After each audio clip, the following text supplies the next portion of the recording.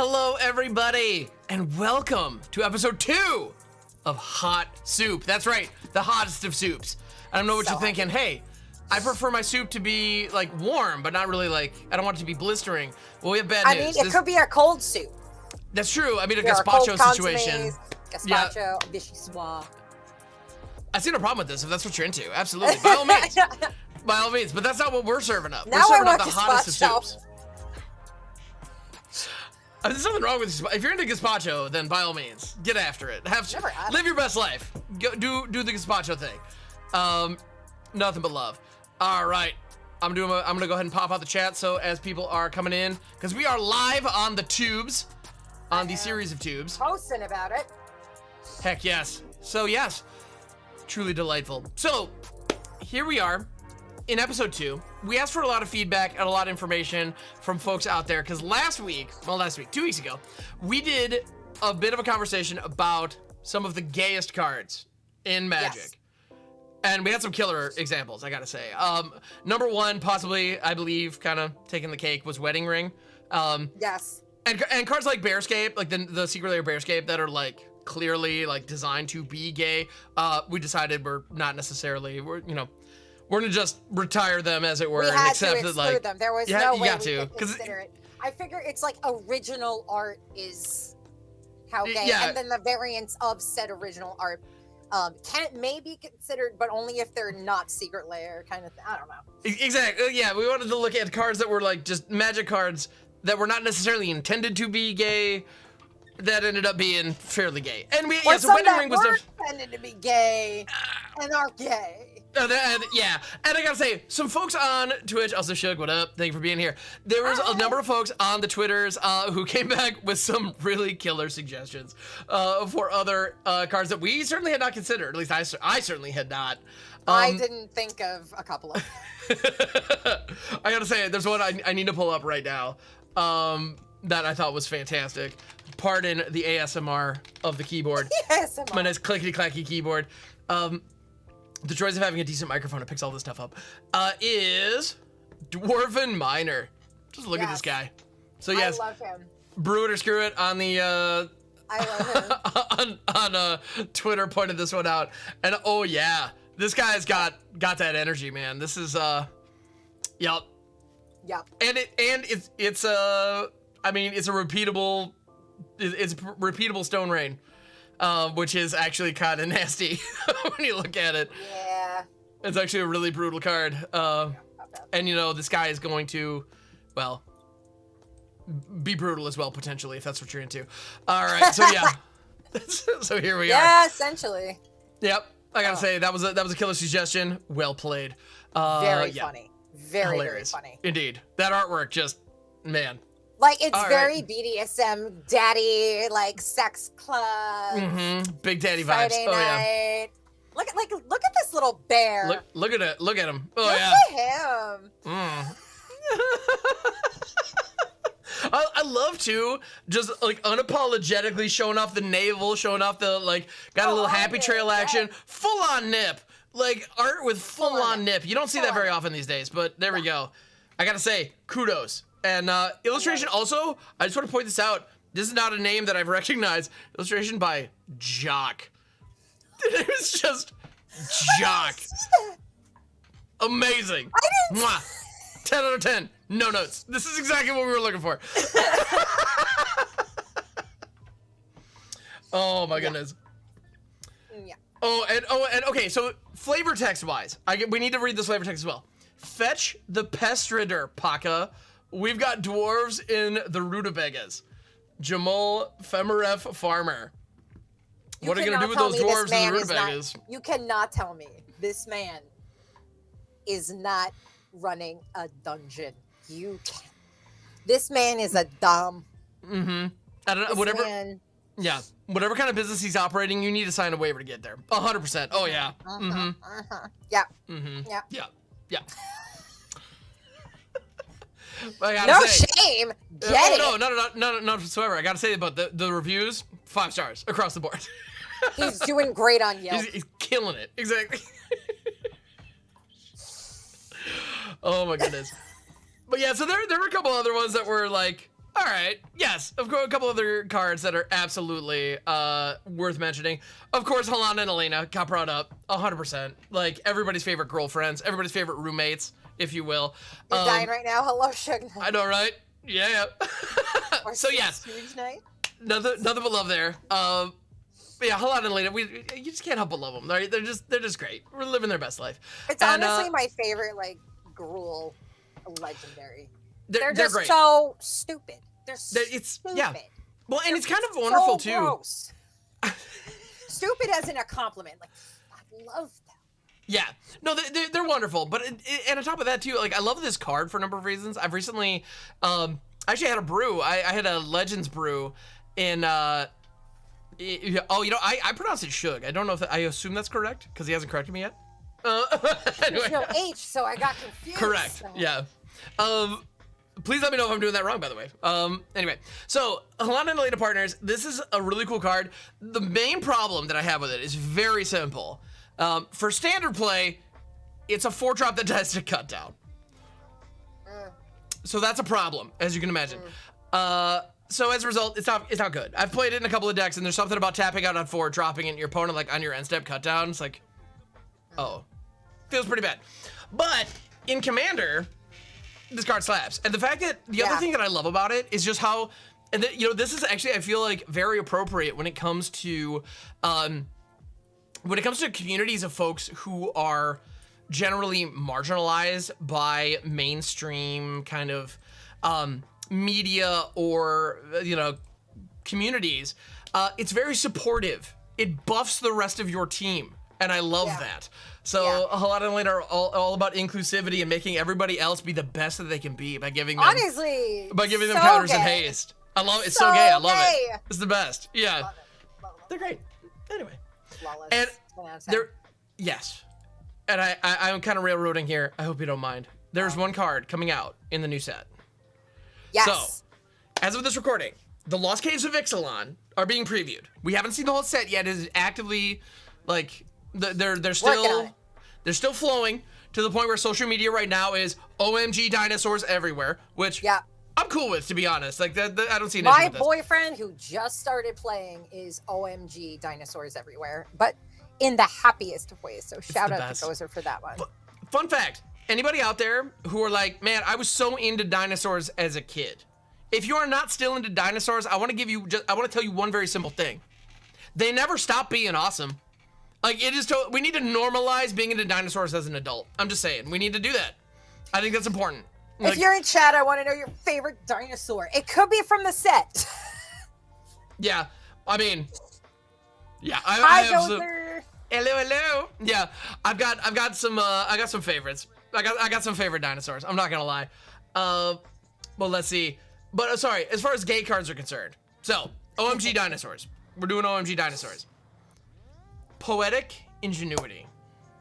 So, what are they? Okay, there are a number of couples throughout Magic Story right now. They're all over the place, right? The vast majority of them, I've noticed, right now, that are in the mainstream media, are lesbian couples. There's a ton of them. We have Chandra and Nissa, who is finally canon, thank goodness. But it's about time, right? Don't get me started. We have Alana and Elena. I mean, there's Ral and Tomek, who, like, good for them too. Rock on. Yeah, I love that. Nothing but they're I great. got that from that secret layer. Yep. Is their wedding? They're adorable. It's true. Like, you can't help but love them. But there's also Saheeli and Huatli. They are I'm so totally excited for that. I know, right? Actually, it was funny. Like, I read all the March of the Machine stories, including all the side stories, and like Jason Vraska were the only, I believe they're the only straight couple in the whole thing. And we had Saheeli and Huatli were present. Chandra and Nissa were a big deal. You had Errant and Parnes, I think is how her name is pronounced, in New Capenna. Another lesbian couple, and I believe you see their wedding in the course of that short story, which was adorable. Like, and I just found it hilarious that, like, all these couples are here, and, like, yeah. Why is it so gay right now? It's so gay. It's great. Now. I love it. I know, right now, like, the Magic Story is very gay, and I think it's fantastic. Wait, I know. Why bother? Who is a like, straight couple? I know, honestly. I mean, honestly, I think it's just Jason Vraska. I don't think I don't think there's another one in the whole. Also, when are we getting a new installment? I need it. Well, Thunder Junction. I forgot. I can't wait for that. Yep. Vraska is clearly in Thunder Junction. There is no question. That's a thing. So, yes. All right. Oh. Hi, Jack. All right. Cool. But yeah, dude, goes at Rampage, brought it on. Excellent. Fantastic. So good. Yeah. It's fantastic. But yeah, Poetic Ingenuity. The reason I point this card out is you look at it and you see Huatli and Saheeli, right? If you don't know the story, just looking at the image, it's not necessarily clear exactly what's going on, but like, they're totally into each other. Like, completely. They were very good friends. Yeah, they're very good friends. They're very good friends. Ooh, who be fucking? But anyway, so. And in love. They're totally, exactly. It's adorable. They're great. But it's an enchantment too. Like, think about, mechanically speaking. Okay, Saheeli is an artificer. She creates mechanical, artifacts. Like, she created the new Silex that they brought into New Phyrexia. She's known for creating incredibly powerful machines. Then you have Huatli, who is like a dinosaur rider and like into such a badass. Totally right, like. And so they support each other very, very well. And Huatli is the warrior who has this relationship with dinosaurs. Well, what does the card itself do? It's an enchantment that says whenever one or more dinosaurs you control attack, create that many treasure tokens. Oh God, I didn't read that. Think about that one for half a second. This card not only is beautiful and delightfully gay, but it is also like busted as hell. And then, whenever you cast an artifact spell, create a 3/1 red dinosaur creature token. This ability triggers only once per turn. Because, the dinosaurs were the issue on this card. Yeah, Whatever. the dinosaurs were the turn. Not the treasure? But yeah. So, yeah. Oh, and the text, the flavor text. You inspire me. Dinocide extortionist. Oh. Yes, that's exactly, yes. 100%. That's exactly what we're working with here. Hell yeah, Map. Let's go. Yeah. So the amount of treasure this can generate in a dino themed deck is like, it's stupid, right? Like, it's gonna get out of hand. Has anybody real checked fast. on Dino Des? Is he okay? Is Dino Des doing okay? I don't know. Should check on him. Yeah, I know, right? But in any event, from a mechanical perspective, when dinosaurs are attacking, Huatli's thing, you're making treasure. You're making artifacts, which is Saheeli's thing. And then wherever you cast an artifact spell, Saheeli's thing, you're making dinosaurs, Huatli's thing. So I think it's kind of fun, like, from a mechanical perspective, like, top down, gross. this is all, like... So gross. It's adorable. It's adorable. I love it. All you need is a Maskwood. I mean, yeah. Let's get Maskwood and Magda. Let's just double dip those treasures forever. Like, why not? And then, oh God, professional facebreaker. Yep. Yeah. So when they connect, you're getting more. Yeah. The dragon, the ancient Goldspan dragon. Is it? Oh, Old Gnawbone, the green one. No, I was thinking the red dragon where you roll a d20. The ancient, what fucking color is he? I believe that's copper, but I could be mistaken. No, it's copper. Yep. Boop. Yes, it is. I keep thinking that the black one is copper, but it's brass. Yes. Brass and copper. Copper Very dragon, easy to confuse. Yep. Fucking gold span. Goddamn gnawbone. This is what? How many treasure can we get in one place? I love the idea of like. I need to build this now. Of course. On Arena because all three of those cards are available. Yep. This is going to be the dumbest historic brawl deck. Extortionist is about to fucking skyrocket. As if that. Harder. I know. Check it out, everybody. We finally broke Dockside Extortionist. Everyone, stop the presses. All right, now out of sheer salt, I want it banned. Not actually, but like, you know what I mean. So Poetic Ingenuity, where it all started. It's very gay, and that is very the power of love. Aww. The power of lesbians knows no bounds. And let's be real, though, the power of love is OP. Please ban. Yep. Anyway. And so gotta love it. Love it. Absolutely love it. Oh my goodness. Well, yes, thank you everybody who's joined us here live in the chat. We do appreciate it. Yeah, Dockside no longer bulk rare. We finally figured it out, everybody. Yep. Yeah. I actually now have anxiety about this set. I already kind of did because dinosaurs. Really? There's a lot that's coming with this set that I think will change the way that we approach the game and change. I think there are a lot of good cards that are going to see a lot of play. I honestly am not sure this one's going to be it. Like, I don't think Poetic Ingenuity is going to be that bad. But in a typo, it's going to be such in so many dinosaur decks, it is going to be a very good card. There's no question. I already go up against Gishath for some reason on a regular. Not just on Arena, in life. Well, I mean, I can tell you the one time that you went up against Gishath, or the one time I brought Gishath against you, is because you asked me to. So. That is true, and then you went and won with, like, the deck you built that day. I did kind of slap it together that day. That is correct, yes. This is very funny. And, yeah. And speaking of Gishath, she's coming back! Yes. She's so beautiful. Yeah. I'm so excited. And I think this watercolor artwork for Gishath is, like, it's absolutely stunning. I'm so excited. And on top of that, not only, so the focus of this show, we try to focus primarily on Commander, because that is something that we have in common. And it's funny, I talk a lot about all kinds of other formats in all my other places. And so this is like my one dedicated Commander place, and I like that. But I do want to just say one thing, because I can't help myself. When they were doing the preview stream, they were like, here are all the Commander decks. And like they were showing the Commander deck, like, teasers and stuff. It's like, all right, cool, whatever. And they're like, and by the way, we're bringing back Gishath. And they presented this artwork, and it was like if I'm remembering correctly anyway, it was like right after they talked about the Commander product. So I just assumed, oh, we have a new Gishath art in the Commander decks. Great. I didn't realize this is the main set symbol. Gishath's in Standard, baby! Gishath is back in Standard. Oh, God, I'm not playing Standard. All right, now I quit. I can't wait. Anyway, yeah. No, I'm gonna be fight rigging into Gishath so much. Y'all have no idea. It's gonna happen. I'm gonna fight rigging into Gishath, into Atali, into the new Galta. Like that. Like the amount of incredibly gigantic dumb value snowball is 100% gonna happen. But Commander, it's like, if you're ever going up against me and you have the make disappear and I cast the fight rigging, just rip it. You need to counter it. You just do. Every time. That's just so you know. If you go up against me in Arena, you need to counter my fight rigging. Anyway, yeah, it has to. You don't have a choice. Two bananas. But yeah, so Gishath, by the way, if you're not familiar with Gishath, it is, like, she's just straight up the best Dino Commander, period. Like, I don't think we need to, like, Zakama's rad, don't get me wrong, but the Gishath supports Dinosaur Typal in a way that, like, no other card does. I'm going to build a historic deck, and it's going to be dinosaurs.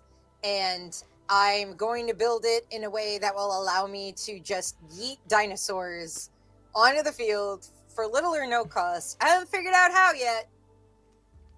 Okay. It's going to be a nightmare. Yes. I'll find it. You know me. I'll find a way. Oh, you'll figure it out. Yeah, I don't doubt it. Yeah. I know how this works. Yeah. I'm so bummed that's combat damage.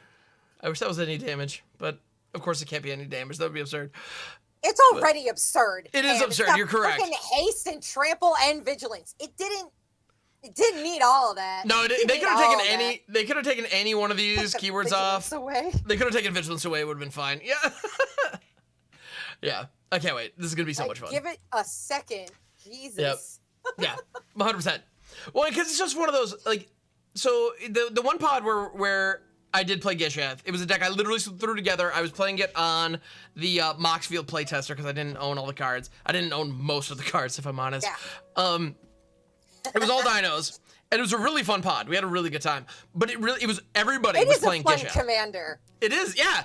Everybody was playing Gishath, and so it was 100% Naya dinos. Everything's big. We're just gonna go stompy stomps, and that's what we're gonna do.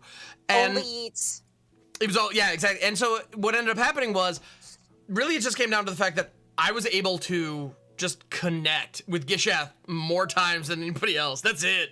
I feel sorry for Dino Des too, because he was in the pod and he got mana screwed, and it was just like, I'm sorry you don't have any blockers. I need to spin 7 dinos, so it's coming to you. He was so happy though. I know. He was a great sport about it. It was super fun. But he kept saying like this was my dream pod, which made me want to cry. And then I met him in Vegas, and he couldn't. He's a cinnamon roll. Another one. I would fight a god for him. Sweetheart. And I don't know if y'all know this. He got a preview card for Ixalan. That's beautiful. And That's I know beautiful. for a fact this was petitioned by people like. Oh, if there was close ever a and set, I mean, staff.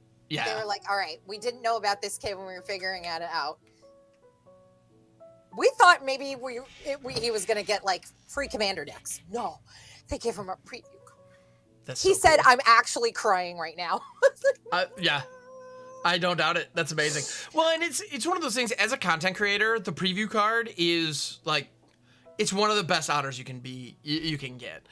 It's one of those where it's a big deal because they only have a handful of those to give out it's every card in a set, but there are hundreds of people vying for them. And so to be identified as somebody who, and you know, and it's like, there's worthy going to of be the all the honor. official channels and all the big Sure. channels. They're all going to get it. Yep. And And then a lot of Forbes them- and Screen Rant for some reason. Yeah. But anyway, yeah. And then a lot of them get multiple, Right. which is yes. also like, and Anna Margaret got 2 for Doctor Who because they were related too. They were like That's fitting. Cybermen. Okay. I believe you. I don't remember. The Cybermen are bad guys in Doctor Who, yes. I honestly haven't watched Doctor Who, so I could not possibly tell you. No, okay. I need to set the record straight. Gozer and anybody else out there in chat. I love Screen Rant. I think Screen Rant is a wonderful organization about movies. I don't understand why they get preview cards in Magic the Gathering that are not themed around movies. Like if they did a crossover with a film, Yeah, 100%. makes sense, Like yeah, but- Universes Beyond, like some movie, like not yeah. it. Yeah, when they're doing the Universes Beyond Coen Brothers, 100% bring Screen Rant in. But until then, can we like yeah. Fargo, Legendary Land. This enters the battlefield and it's cold as fuck. That's no. I would play a Fargo universe. I would too. Let's be honest. Of course you would. You're Midwestern. It's required. Don't you know? Yeah, It's your people. that is yes, 100%. Yes. But no. Screen Rant's great. I love Screen Rant. But they got a preview card in a recent set. And I remember like looking through the number like where all the previews were located. I saw Screen Rant's name. I was like, what? Like, excuse me? Well, and the other thing, Oko Thief of Crowns from Throne of Eldraine. That was spoiled in Forbes.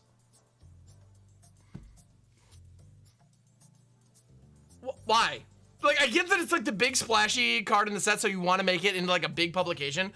But does anyone with a subscription to Forbes give a singular crap about Magic the Gathering? You'd be surprised. I mean, perhaps, but it seemed like a weird choice in my like the crossover. It didn't, given the kind of content that publication produces, it seems like a weird, like the majority of that audience is probably not the appropriate audience. But whatever, they did it, and here I am talking about it. So, I mean, honestly, Yeah. I don't think it's a bad idea. It's a huge audience. They're bound to get some nerds. I mean, yes. I like to take advantage of crossover communities sometimes, but autism talk.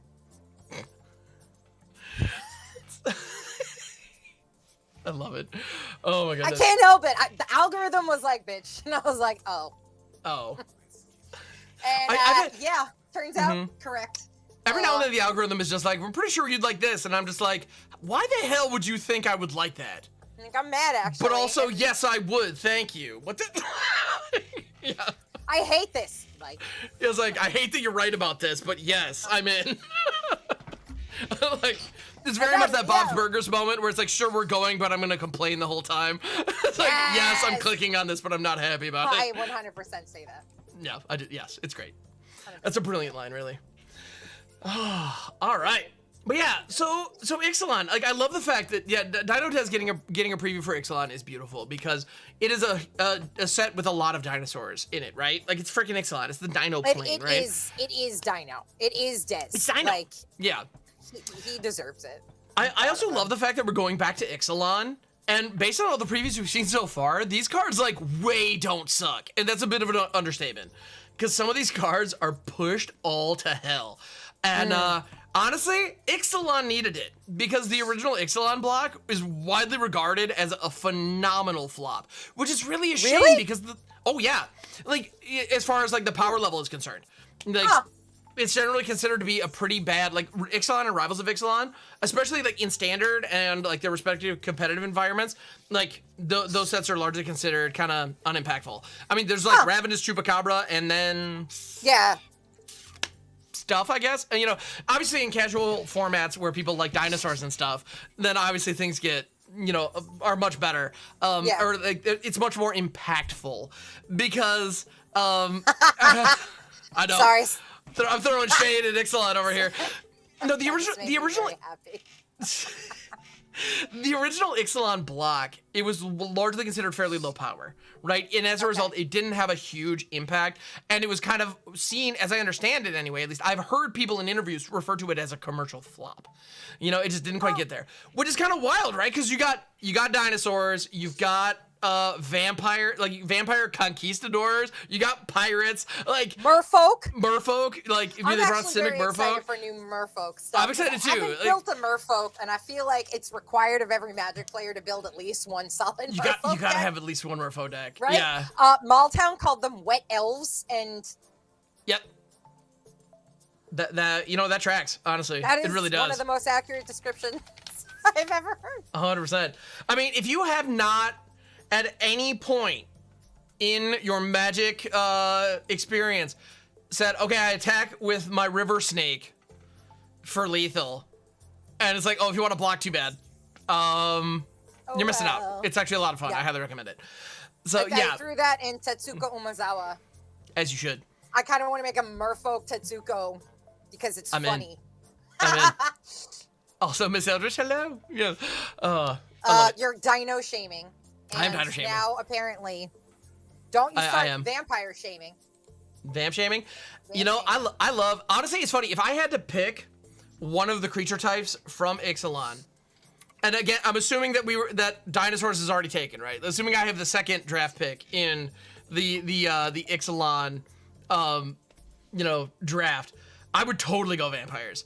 And like the idea of like Alenda, the Dusk Rose, and a lot of and some of those other synergies, obviously Veto and the like.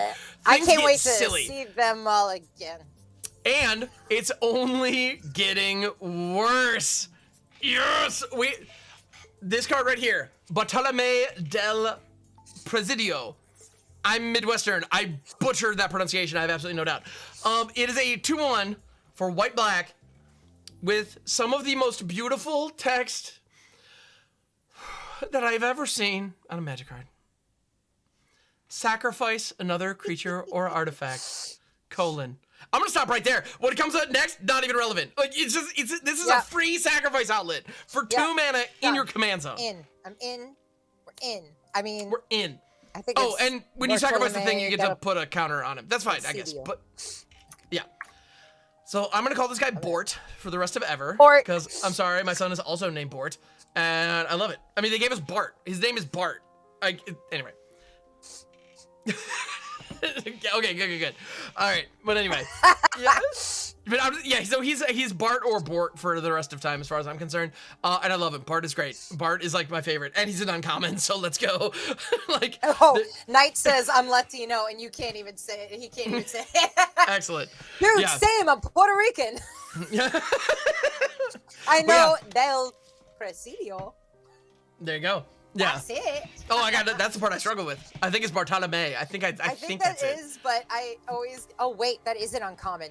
It's an uncommon. Oh God, that's a pauper commander. Yep, strap in, everybody. Whoosh. I know this set symbol. It's a little tough to tell, but that is in fact an uncommon. All right, I better get on that new Conrad pauper build I wanted to do. Oh, I can't wait. This is gonna Everything is getting exiled. All of it. Yep. Yeah. Well, it's funny too, because like this, but that's not the point. This is one of those things. Like if you're in an environment where you have a bunch of death triggers, let's say you have a Blood Artist, an Elisil Core, or Conrad, of course. If you have those things live, and your opponent's like, okay, I fare well. It's like, well, in response, I'm gonna sacrifice my whole board and just like Kamehameha blast you in the face real quick on the way out, because like. You know, and that might be enough based on, you know, how big your board is. I mean, that's a big deal. Like, being able to control that when you sacrifice your things is so good. In a world where so much removal is exile-based. Oh my goodness. I love this. I It's love so this. useful. I love this guy so much. As a recursion player, Yeah. It, like, honestly, going into this set, I was like, yeah, Ixalan's coming this year. I'm sure it'll be fine. Like, a couple dinosaurs will be cool. I get it. And, like, the moment this got previewed, I was like, OMG, Ixalan's amazing. I'm so in. Like, yeah, it's like they did this is all I needed. It was like, all right, dinosaurs are cool, and that shit came out awesome, but holy shit, the rest of the set. They're reprinting Nantuko Husk as a Spanish vampire. I'm so in. Oh, that's all I needed. That's all I needed. You insist. So all of a sudden, the Kamigawa dragons, like, you got these death triggers. All of a sudden, that kind of thing becomes possible. I am putting out a piece of content, so I am. Junji. Yes, I am obligated to point out how beautiful this is alongside Bertadribik of Urborg. I have to. It is in my contract. Okay. Yeah. So all of a sudden, like. Speaking of beautiful, can we just talk about the art in this set for 2 seconds? Oh. Yes. Yes, we can. For far more than 2 seconds. Yes. As a freaking Latina, seeing things influenced by like something so close to my heart. Maybe I'm wrong about if I were from a plane, I'd be from Eldraine. Maybe I was wrong. Yeah, maybe it's been Ixalan this whole time. Maybe the Ixalan that maybe it's the friends we've made along the way. No. I don't know. No, maybe it's been Ixalan this whole time. Well, and so talking about the artwork, I love that they clearly took that Mesoamerican style and they represent it here. And one thing that I find interesting is that they didn't go with the coin artwork that we've seen on a couple of other showcase cards. I don't know if they got enough backlash about those, because I know that there's a lot. I know there are mixed feelings about it. Are there? Oh, big time. Yeah. Oh, Well, and for the record, here, I'm gonna go ahead and pull one up real quick. So, Atali Primal Conqueror. This is a dinosaur who lives on Ixalan. Yeah. This was from March of the Machine, right? Lived on Ixalan. He got wrecked. In any event, the regular version of this card. Not sad about it though. I am. I love. I don't want to see him again. Atali's beautiful. That normal version of Atali from March of the Machine is selling for around $12. Reasonably so. It's a 7-drop that can like free cast a bunch of crap. It's disgusting. Now there is a promo variant that shows Atali depicted on a coin that kind of looks like a plaque in like maybe a piece of ruin. Like, all right, cool. Yeah. This is selling for around $650.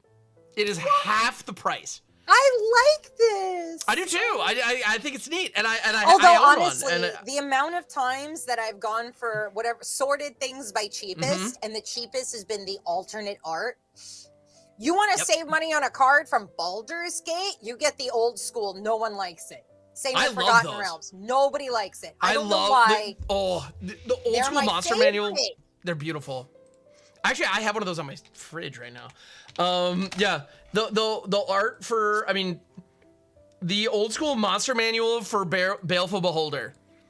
This card is a 10 out of 10. It is absolute perfection, and it just is what it is. Phenomenal design. It's fantastic. I mean, like that might be because I'm a massive D&D nerd, and to me, this kind of reference to that world is beautiful. It's a reference to the OG 100%. books and art, and that to me is what makes it so special. So I think for people who aren't that emotionally invested in D&D, didn't like it, and there are already enough people who didn't like these sets to begin with. That's true. Yeah. I feel like so many people were mad about them. Yeah, that's true. Which is such a shame, because can we stop for a second and really appreciate if Battle for Baldur's Gate came out this year? Could you imagine how well it would have sold? Think about it. My Baldur's Gate 3 skyrocketed. Baldur's Gate 3 dropped, and everybody realized, wait a minute, Karlach has a magic card, and oh my goodness, Shadowheart has a magic card. Yep. Which is so funny, because honestly, looking at just went into my Yawgmoth. Yes, she should. And I've started trying to put it in everything. Because and if you've been playing, great, and I didn't realize how freaking useful she was. I forgot actually a very she good card. existed. Yep. She's a really good card. Yeah. and Karlach's fun as hell. This one ended up in my Raphael deck, which was not on purpose, that they were from the same plane and enemies. So there you go. And yeah, it's funny how that works, right? It's funny though too, because like when like Shadowheart, Dark just this year.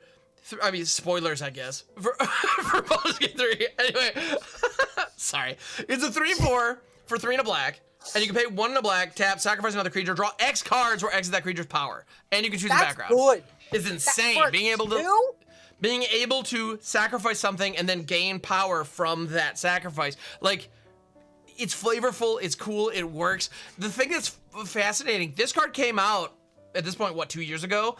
And like, straight up, I'm gonna just like I'm playing with my cards on the table here, open hand.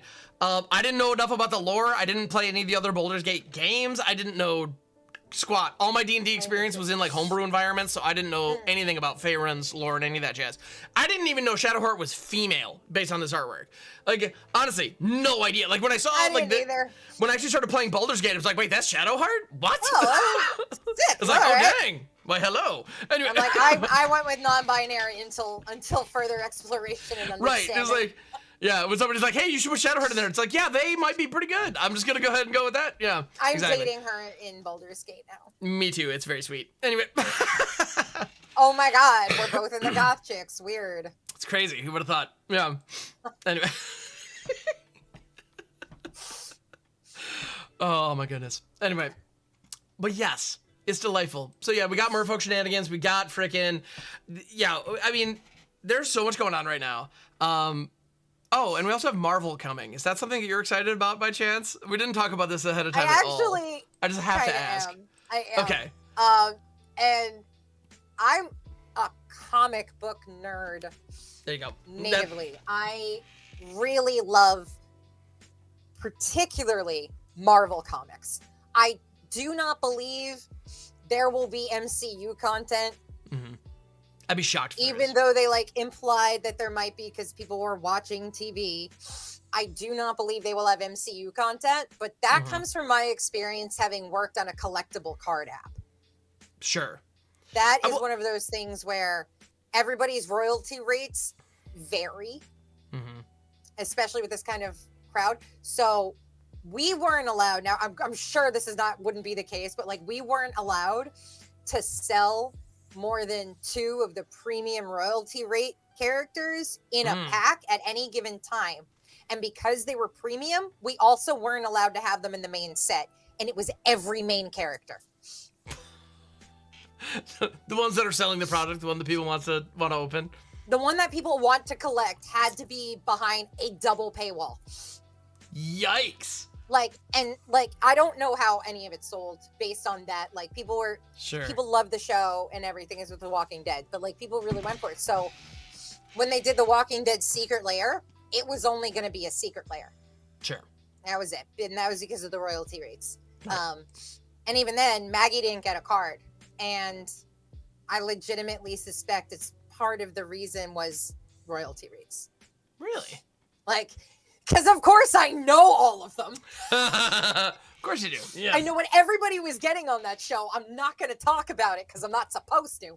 But like, not the details. I can talk about right, but I cannot help but be curious now. Oh my goodness. Right. So like that happens sometimes as contracts vary, people negotiate, renegotiate, sure, of course. So they can't always have the same royalty rates. And it's all A-list stars. So you know those royalty rates are high.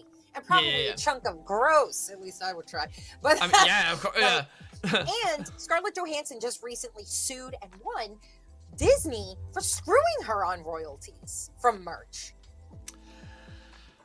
Yep. So I don't think that's something that they're going to dive into because there's a lot of legal complications that can arise from that kind of thing. But Disney took over Marvel years ago at this point. Same with Lucasfilms. And they have been kind of piecemeal lending out the IPs and licensing products for stuff I feel like didn't know what to do with that they also acquired. Like Disney wanted the MCU.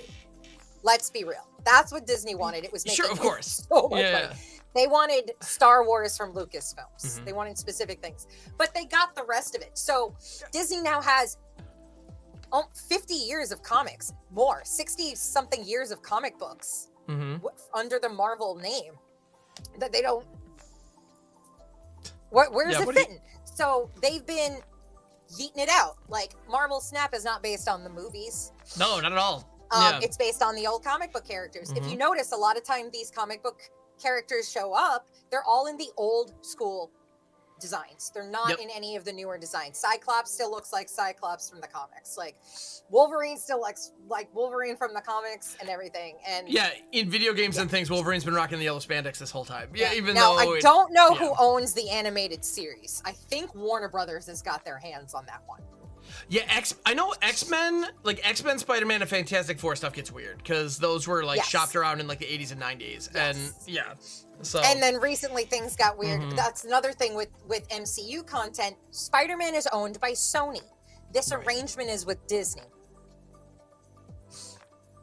So yeah, it's probably not going to be a Peter There would Parker have to be card. additional arrangements to include the Spider-Man universe, and that is another layer of complications. So I feel like maybe at best we could get a secret layer, or maybe some of the like feature cards put in a collector pack. But like,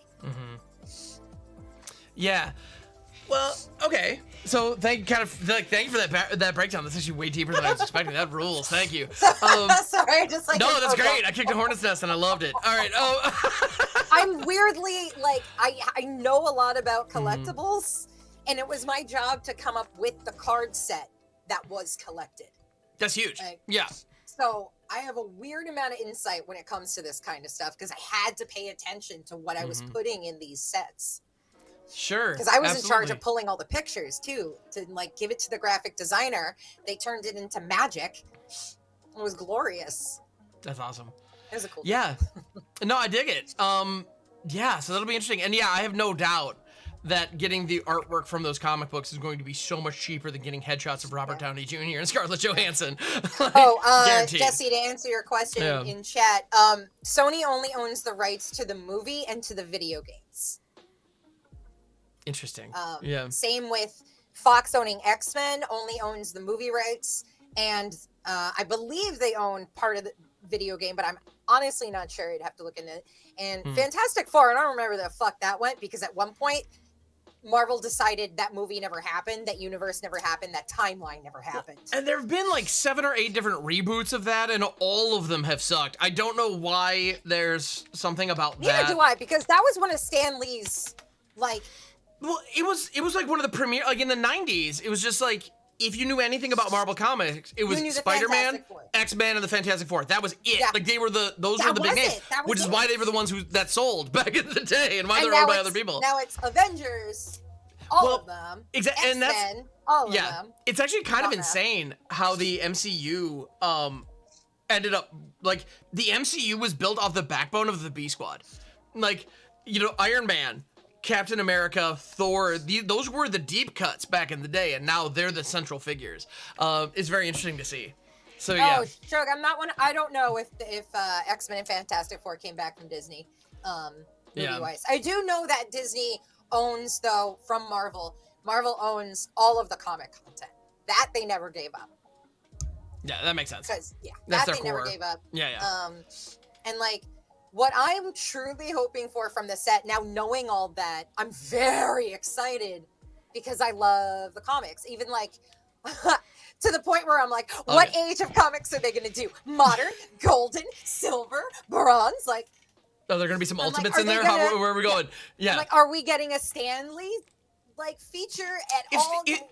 If Stan Lee doesn't at least have a cameo in some artwork or something, I'll be shocked. Like, absolutely shocked. Like, this man's first cover, and I looked this up recently. It's the only reason I know it. I don't have this on the back burner. That man's first published piece of art in Marvel was in 1941. And he did the cover of Captain America issue 3. That's pretty sick. All right. Yep, the Franklin Institute here in Philly had a tribute to him a few years ago. And I cried the whole way through it. just in tears. He acknowledged me once at Comic-Con 2006. Let's go. I was walking. This is when you could buy tickets day of on Saturday. Wait, to Comic-Con? New York Comic-Con. That's how small this was. This was like the first or second year they had done it at the Javits Center at all. Huh. Or like, it was early on, but 2006. Keep that in mind.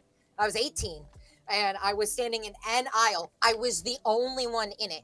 And I hear some cheering, and I look to my right, and I see 4 stormtroopers, 2 in front and 2 in back, escorting Stan Lee through the show floor.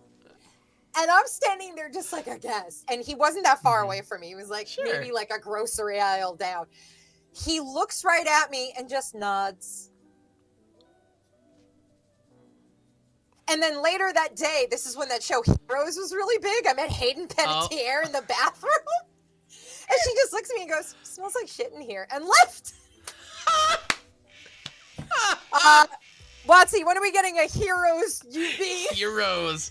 Man. Save the cheerleader, save the world. I remember that. It's funny. That one. I put that on my show I should probably watch sometime on my watch list in the early 2000s. I just never got to it. It is still it was really big with my idiot friends. Yeah. So. I knew it was huge for a minute there. It was the thing. Yeah, no, I remember that. Yeah, so I'm hoping for things. I'm hoping we get some like weird little deeper cut characters. Mm-hmm. Somebody had asked the other day on Twitter, what do you think is a realistic but kind of deep cut ad you could get? And I said Marrow from X-Men. She was featured in exactly one video game, a Marvel vs. Capcom one. Oh, okay. So those rosters were deep. Shot. So okay, yeah, maybe. Do you know the character? Not really. I might recognize her if I saw her, but she's similar to the idea of Wolverine, and Spike, but instead of claws or shooting fucking wooden spikes out of their wrists, Marrow grows her bones out of her body into either armor or knives. That's wild. Okay. The coolest thing ever. I'm like, that's okay. What? Like, that X-23 has claws on her feet and her hands, like we have these kinds of these characters who have extremely fast healing, but your bones? Your bones. The idea that like your bones grow outside of your body. Like that's wild. Yeah. Okay. Interesting. That could be a cool one for sure. If I build a magic X-Men deck, I'm gonna lose it. I mean, that's Marrow. Also Cloak and Dagger. As of this recording, as of this recording, we have basically no information on what's coming other than there will be a Marvel crossover. That's it. That's all we got. And so, I mean, I would imagine some kind of X-Men deck is probably possible, right? Like, I'll be shocked if they're not represented in some way. Yeah, I think the Avengers are going to be there. X-Men are going to be there. Spider-Man's going to be there. They gotta be. Like, if they don't hit those beats, come on. What are you doing? Yeah. I would love to see Defenders. I am a huge... Jessica Jones is my character. She is my character. I have, like, Jessica Jones stuff fucking everywhere in my room. I had an old friend of mine, actually the same friend who got me into Magic. My friend in high school who was like, shut up, get in the car, we're buying you a starter deck, was also a big comic book guy for a very long time. I would give anything to put Jubilee in the command zone. There you go. Sorry. And he was big into Iron Fist. So I know, like, yeah. Iron Fist, okay. Yep. I'm somewhat familiar with it. Yeah. I love Luke Cage. How can you not? Sorry, I just love it so much. And Daredevil's a great goddamn character. So I would love to see Defenders. That one I feel like we may not see because Netflix is involved. And right.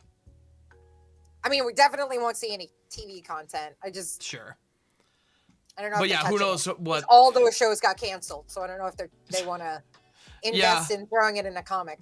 What's funny? Yeah, my buddy who was like really into Iron Fist hated that TV show. Hated it. I hated it. Yeah, he was just like, this character deserves so much better than this. Like, this is not my Danny Rand. Screw this whole thing. He was not lovable. No, that sucks. Like, that's a huge bummer.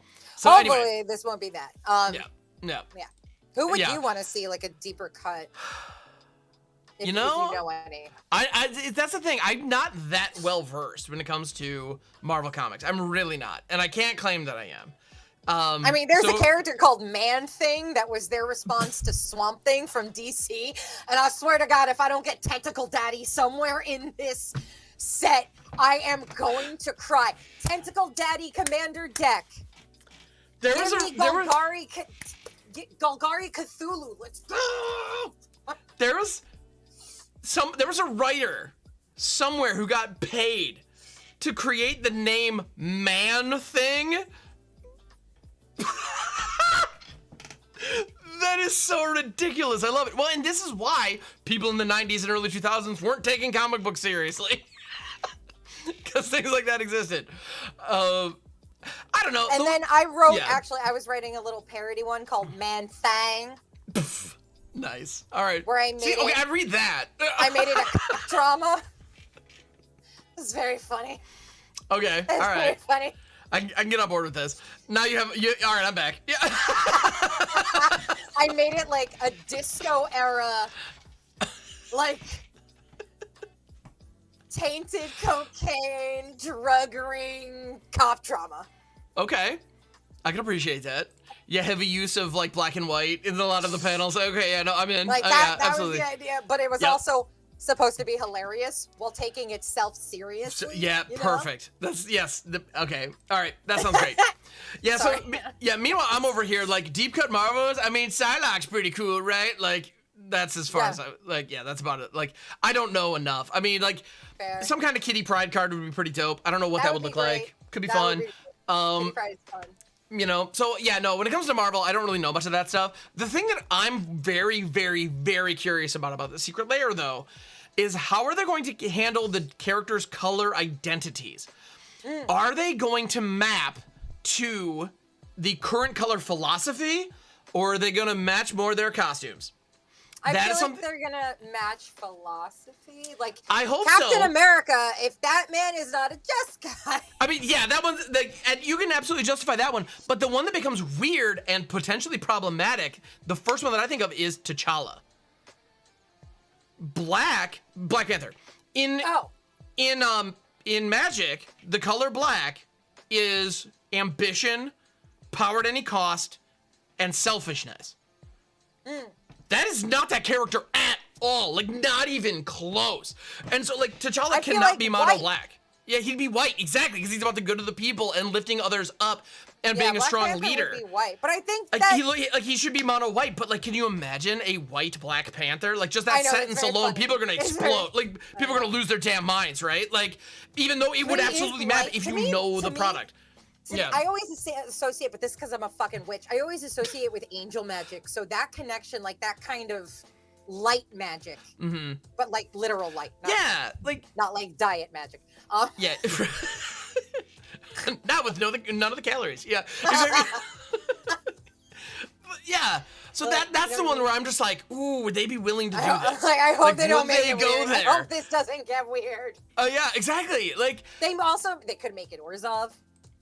Yeah, I suppose. But like I don't see that for him. I see that for Warmonger. Oh, 100%. Yeah. He could be Orzhov. Warmonger could be super interesting, and him being black, totally. Like that fits. But yeah, him being Orzhov, that's interesting. I'm very intrigued by that. I feel like his inspiration is to be that light for his people, and when push came to shove, he combined powers. They pulled a freaking all will be one war, and everybody gave up their own beefs to join together, get the shit done. Right? Could be. Yeah. That's why I'm saying Orzhov. Well, that's actually one of the reasons why Warmonger is just one of the better villains in that whole universe, in my opinion, because he's like so cool. And it's like one of those things where it's like, dude, I hate what you're doing, but you're not wrong. Magneto. Magneto's one of the best villains in literature. Period. Fight me if you disagree. Magneto's amazing because exactly like what he stands for is justice and it is right, but what he's doing is not okay. It's like damn it. Two sides of trying to find justice for your exactly. people.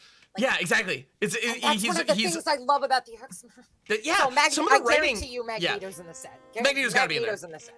Magneto's got to be in there, All and the big Magneto's X-Men another will be one. there. Magneto's another one that could easily be Orzhov. I could see him. Like honestly, if he's not I white think he aligned would in some be way, more I'll be kind of Demir. surprised. Demir? Ooh, okay, I can buy that. I feel Demir. I don't know why. But I feel like he's got to have blue in there, and he's got to have black. So I feel like Demir or Grixis is going to happen for him. Well, he's one of the big bads, so it's got to be Grixis. That's the other thing. You ever notice that, like, especially with Commander products or with these Universes Beyond products, They're it's always like the black. they're like, yeah, the bad guys are always black, always forever. They just are. Why? And it's like, I get that, like, ambition and doing douchey things maps to black very easily. That's fine. But you ever notice, like, the really, really big bads? It's like, oh, these are the super evil villains. They got to be Grixis. Like, why? What? The evil masterminds are just always Grixis every time. That being It's said, like, I'm starting to play a lot of Grixis. That's not the point. and it's fun, actually. Grixis is a good time. You got to be the bad guy sometimes. And Grixis, when you're playing Grixis, it feels like you're being the bad guy. I can't imagine, like, My 100%. Sauron deck's almost got done, and I call it Sauron Nara. Very nice. Yeah, Sauron mapping to Grixis, I'm totally down for. Like, it feels absolutely correct. Yeah, I'm okay with that. Yeah. Anyway, but that's the thing. So the color identities of these characters and how they map, I'm very curious. Because, the whole Black Panther thing, the reason that I bring that up is really just because if you understand Magic and you understand Marvel, everyone I've talked to, where I'm just like, what color identity is he? Everyone has said white. Everybody. Like, it's not immediately, like, that character maps to the color philosophy of white so well. But can you imagine the headlines that would come out? Like, to the point, it would be a shit show. Like, I'm hoping people it'd just be a think nightmare. it's humorous. Yeah, no, it would be an absolute nightmare if mainstream media picked up that story to the point where I wouldn't be surprised if we don't see that character, even though he is an incredibly popular character in the stories. I think we'll see him. We gotta see him. You would think, but or they're just gonna make him mono black, and all of us playing the game are gonna be like, that doesn't make any sense. That's wrong, and then that's just wrong. What the hell? Like, it's gonna be that, right? Like. Oh yeah, or they're gonna make it like Orzhov hybrid just so they can justify putting a black border on the card. It's like, shut up, Jared. It's like, this is just what it is. It's gonna be something like that. Like, I feel like Bucky would be Rakdos. Ooh, I'm okay with that. I'm just getting some Rakdos vibes from Bucky. Okay. Rakdos Winter Soldier. Well, that's but I'm also getting them from Black Widow.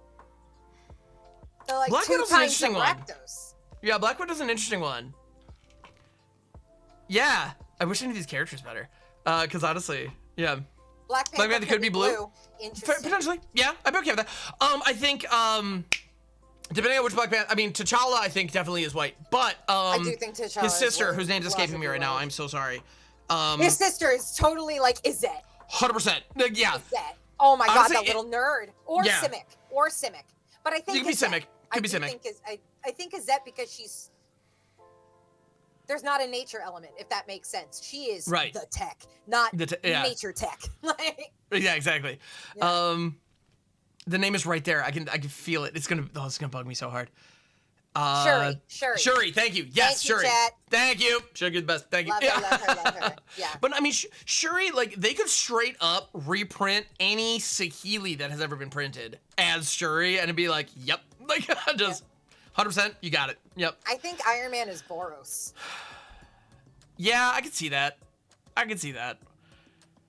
don't know. Because, like, I wanted to say Mardu, but then I go to Civil War. And when it's funny, and it was his decisions in Civil War that make me pull back from putting black in there because he's not willing to do anything at all costs at that point. He is willing to compromise for the better of what's going on. And it's funny, if it wasn't for his actions in Civil War, I would argue that he wouldn't be white. But the moment he mentioned it's like, you know what? If it weren't for Civil War, I would say he would be Mardu. Well, and it's funny too, because I thought Captain America as Jeskai, I was like, they're gonna do it, but that's dumb. Until somebody pointed out, it's like, well, his actions in Civil War, like, he's willing to rebel based on how he feels. And it's like, oh, maybe the red does fit in there. Oh shit. Like, it's like, all right, okay. Oh my god, I just realized something. Color identities are the zodiac signs of Magic the Gathering. I suppose, yeah. What You're not wrong. You're not wrong.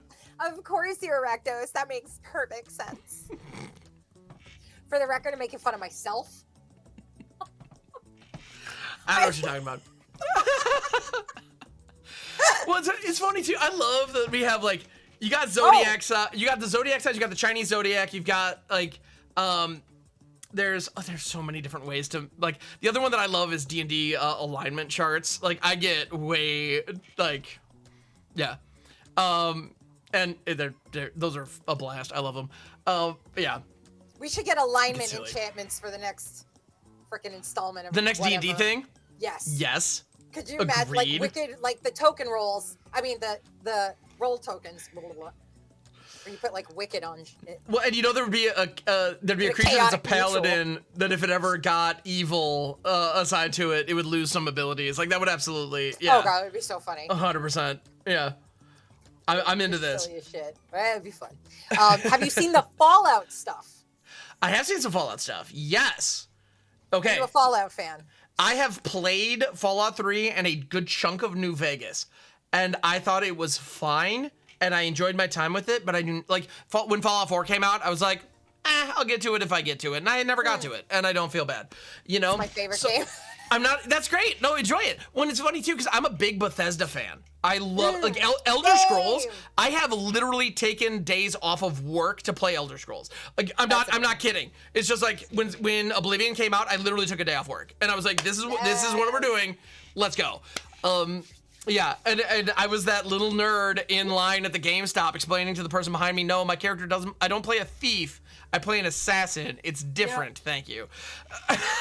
Don't get it twisted. And this was before the Dark Brotherhood was playable, by the way. That was in Morrowind. I became the leader of the Morag Tong. Thank you very much. And if you're ever out there and you also got to be the leader of the Morag Tong, I'm sorry for all of your lost hours, because man, that quest line sucked. Anyway, but. Sorry, I'm grabbing myself an energy drink. That skeleton key is mine. Anyway, any Morrowind fans out there, Elder Scrolls 3, I see you. Let's be friends. In any event, so when Fallout came out, like Fallout 3, I was obviously going to pick it up because it was like, this is my team. These are the people who make the games I love. And so, yeah, I'm probably gonna enjoy this game. When people are like, it's just Oblivion with guns, I was like, sweet, Oblivion with guns? Sign me up! Like, is this supposed to be a bad thing? And it kind of was, and I liked it. You know? I love it. My computer won't run Fallout 3, but... Really? I don't know, it just fights it. Although it was having an impossible time the other night while I was trying to stream it, and I just gave up and played another game. No, yeah. Yeah. So yeah, like, when Fallout was announced, a bunch of people tagged me, and I started crying. I was crying. It's my all-time favorite video game and video game franchise. Like, I play 76. Nobody's played 76. I play 76. I love that. No, that rules. Yeah. And like, so to be able to combine my all-time favorite video game and my all-time favorite card game yeah. It is wonderful. And I gotta say, the flavor of everything I've seen so far from the Fallout set looks fantastic. Not just what the most broken card I think that we got to see is? Is it Wasteland? No. Because they're reprinting Wasteland. First of all, this fucking art. I know, right? Now, granted, these treatments are only going to be available, I think, in the collector's booster, they said. I think that's right. But yeah. Which I hate, but... Yeah. Oh, I lost you. Oh, we're back. I am not getting audio for some reason. Ah! We have a... Oh, because I muted myself by accident on No worries. It is all good. Anyway, you were saying. I think the most busted card. What we got to see from the previews is the Nuka-Cola vending machine. Yes! I love the Nuka-Cola vending machine. Do you have any idea what's about to happen to my Gaiome deck? Do you have any idea? Do you have any idea? Degenerate bullshit? That's my guess. Did I get it right? I have an extra Academy manufacturer. I'm about to I wanted to build a 5-color food deck anyway, so... Yeah, this is gonna be great. And can we look at that? Can we look at the rarity symbol for 2 seconds? Yeah. Like, are you kidding? So this is an uncommon. It's silly. Kidding? Lord of the Rings and Eldraine just came out with a metric poop ton of food utility. Yep. And then you're gonna give us this? Yep. Whenever you sacrifice a food, you create a tap treasure token, so you can sacrifice Dockside Cola. Yeah, pretty much. So, so I have Pippin down. I sacrifice 3 food for no mana to draw a card, and I get 3 tap treasure tokens. Shut up. Like. And then Academy Manufacturer. Yep. Say Offering. Doubling season. That Doubling. just Yeah. got a On reprint. any of this. Any of this. Gross. Yeah, this is gonna get out of hand real fast. The flavor of this, though, talk about an in-universe design that is perfect. So the vending machine itself is a 3-mana artifact. You can pay 1, tap, create a food token. It spits out the bottle. Great. Well, you then crack it, drink the cola, eat the food, sacrifice the food, and you get a treasure. Well, bottle caps in this universe are currency. The flavor is Mwah. perfect. Nailed it. Nailed it. Perfect. Yeah, it's so Perfect. Where I think it is broken, other than the fact that it's a 1 cost. Now, granted, you have to tap it. Mm-hmm. So that Oh my helps goodness. curb the amount of food, but it doesn't curb the amount of treasure you can make. Correct. And it's a 3-drop. If only there was some It should- way to make a should've lot been of rare. food. If only. This should not. What is this? A common or an uncommon? This is an uncommon. This should not be an uncommon, in my opinion. This should be at least a rare.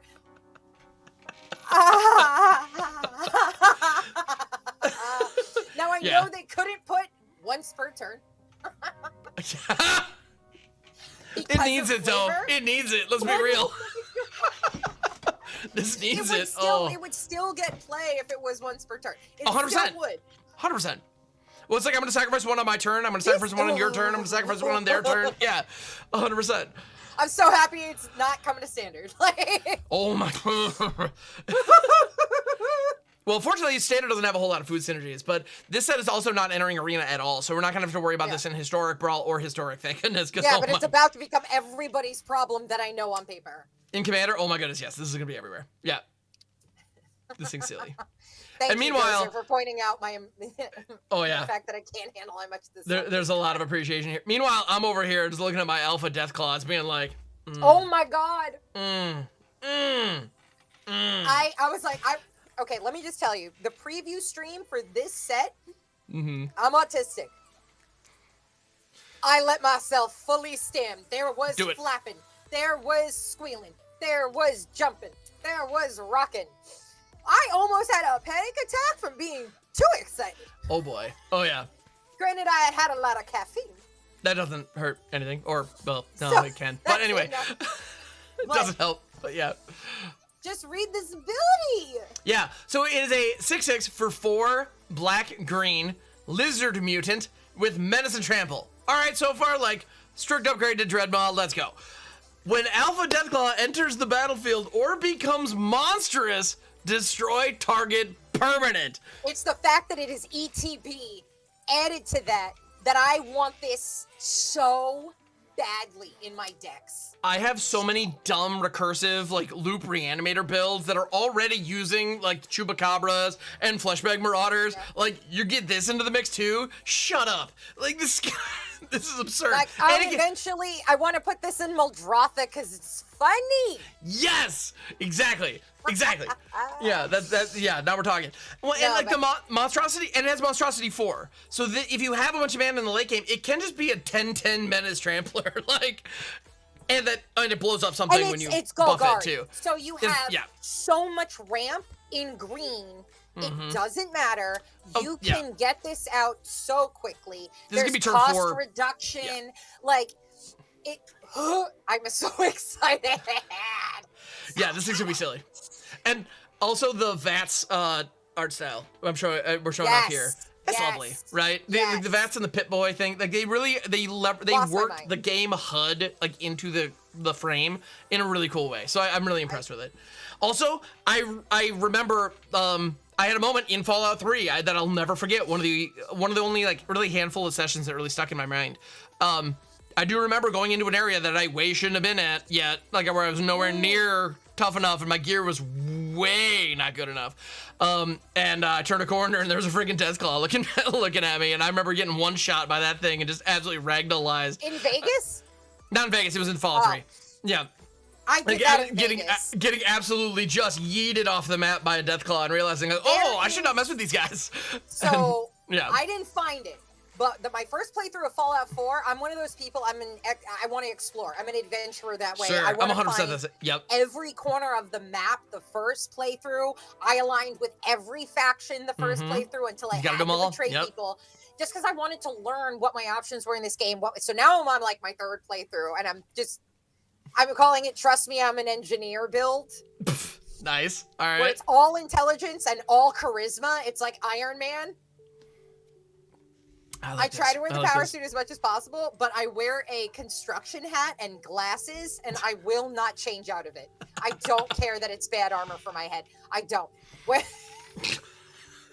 I love. Yeah, gotta commit to the bit. So like nonsense like that. But the first time I played Fallout 4, my friend told me, he's like, "Did you find the glowing alpha Deathclaw in the desert yet?" Oh no, legendary glowing alpha Deathclaw. So apparently that's in the desert part. I gotta find it. I haven't found it. So it's one of those like secret bosses that's like the proper, sounds like a freaking emerald like, weapon or whatever from Final Fantasy. Like a PvE boss that you encounter, and it will be a difficult fight. Interesting. And, I love it when games do that. There's so many times where I was like, yeah, I beat the game. It's like, oh, but did you kill this? Like, no, what? Yeah. Like then did you really beat it? It's like credits rolled, man. It counted. Yeah. That's one of the great things about these games is there's so much to explore, and I love that I really feel like they're giving you that environment with this set. There's so much flavor. Can we talk about the commander decks? I mean, which one would you like to start with? Because yes. Do we start with everybody's favorite, or do we build up to it and start with Caesar? Start with the douche. Yeah, let's start with Caesar. Let's start with Caesar. Yeah. Yeah. So Caesar, for those that don't know, is a character from Fallout New Vegas. This man was the bane of my existence and the reason I started my playthrough over, because I accidentally made the faction mad and I could no longer explore the wasteland without having one of the Legion members kill me on the road. And I mean, this was log in, die, log in, die, log in, die. I had to start my playthrough over. So it makes sense that he would be Mardu. You basically were kill on sight from like the city guards in every RPG, right? Well, here was the thing. I'd be in the middle of nowhere and they would appear. What? They would spawn nearby. There was just like spies and Legion members all over the wasteland. Oh no. So I would just get absolutely annihilated on a regular basis. So it really makes sense to me that this dude is Mardu. Yeah, Mardu, I think, yeah. Well, he's and a that Legion. Ability? Yeah. You have any idea how many issues we're about to see? Oh my goodness. So yes, so Caesar, Legion's Emperor, 4/4 for 1 red, white, black. Whenever you attack, it's not whenever Caesar attacks, whenever you, the player, attack with a creature, you may sacrifice another creature. When you do, choose 2. Create 2 1/1 red and white soldier creature tokens with haste that are tapped and attacking. You draw a card and lose 1 life, or Caesar Legion's Emperor deals damage equal to the number of creature tokens you control to target opponent. I'm sorry, but this is Jesus. This precon, I don't care what other card is in it. This precon is going to be disgusting. Oh yeah. Can you imagine a world in which be wary of how you stack your triggers, everyone. You need to stack your triggers appropriately. I'm just going to point out rabble rousing with this. Turn 4, Caesar's online. Presumably you have some other creatures. Turn 5, play out a rabble rousing, swing with the team. Make sure to put rabble rousing on the stack last. Actually, no. I think so the way you'd want to stack it, you want to stack it so that the Caesar's last ability is on the stack first, then rabble rousing, then Caesar's other ability, because all 3 of them happen simultaneously, so you get to pick what order they go on. That way, so if you're creating the tokens, you want that to resolve first, where you just poop out 2 dudes. They're tapped and attacking. Then rabble rousing is going to trigger. Yep. Sorry. You turn one little 1/1 attacker or whatever into 2 of them. Sick. And then rabble rousing resolves. You make a 1/1 creature for every attacking creature you control, and that are all tokens. And then the last ability triggers, and you just get to. I mean, one opponent just gets blasted. So yeah, the amount of says silliness. That he's going into their sliver deck. Why not? Bro. Why not? Like, well played, but. Excuse me. Yeah, I know. Yeah, right? Okay, so here's all the things that scare Whoa. me about this card. But yeah. And the reason it's going in Negan when I finally get to build him. Yep. Whenever you attack, you pick 2, and the fact that you can sack to do it. Now I'm glad that the sack is there as the cost to do this. However, that will not matter. White is in the deck. Hello tokens, literally irrelevant. All the time. Literally irrelevant. All the tokens forever. Yeah. Then we're choosing 2, not 1. We're choosing 2. So the fact that you could draw and lose a life, you got white. You're never in a life deficit. Deal damage equal to the number of creature tokens? Oh, good. Mardu token deck. We needed, the token players needed it. Yeah, we needed more, clearly. Yeah, exactly. The token players needed it. I mean, obviously. There's 2 Boros soldiers that come out, which immediately opens up so much equipment. Planeswalkers, nonsense. All the things, all of them, like, all the things. All the things. And there are 2 of them. 2 of them. Yeah, Adeline. Yep. That's all I'm going to say. Adeline's fantastic in here. We also have Moonshaker Cavalry now. The other thing that, the other one that comes to my mind is the dragon whose name I can never frickin' remember. The Black Demon Dragon from Phyrexia. Something Horde, I think. In any event, I don't know. That does not narrow it down at all. I'm so bad at every single card name that's ever existed, but if you show me the art, I'm like, yeah. Oh, that one, right? Yeah, exactly. I'm just a visual person. It's such a problem. No, it's anyway, there's I think this deck looks like this precon looks like it's gonna be fun as shit. Yeah. I'm getting all of them. I'm pre-ordering them like today. I never spend my money. I'm so broke. Hoarding Broodlord. Yes. That's what I'm thinking of. Yes. Hoarding Broodlord like is in these colors. It then, so you can convoke Hoarding Broodlord out. It then can find your Moonshaker Cavalry, put it into exile, and then you can convoke that online too. Just saying. Anyway. I hate it.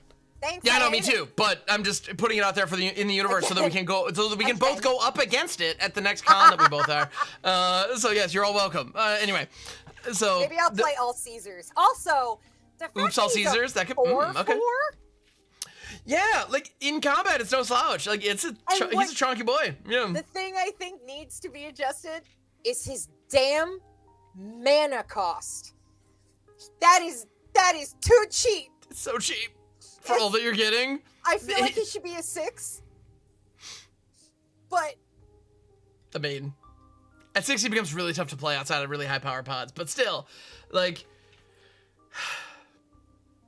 yeah. Like, but yeah, well, and on top of that, the other thing that's really cool about him, though, you could also build it in a much more aristocrat style. If you have a card that likes, if you have cool death triggers, you can do that with this guy. And like, it's Marty. That's easy to do. Death triggers. You got him. Nothing but death. All the death triggers, all of them. Like Elenda.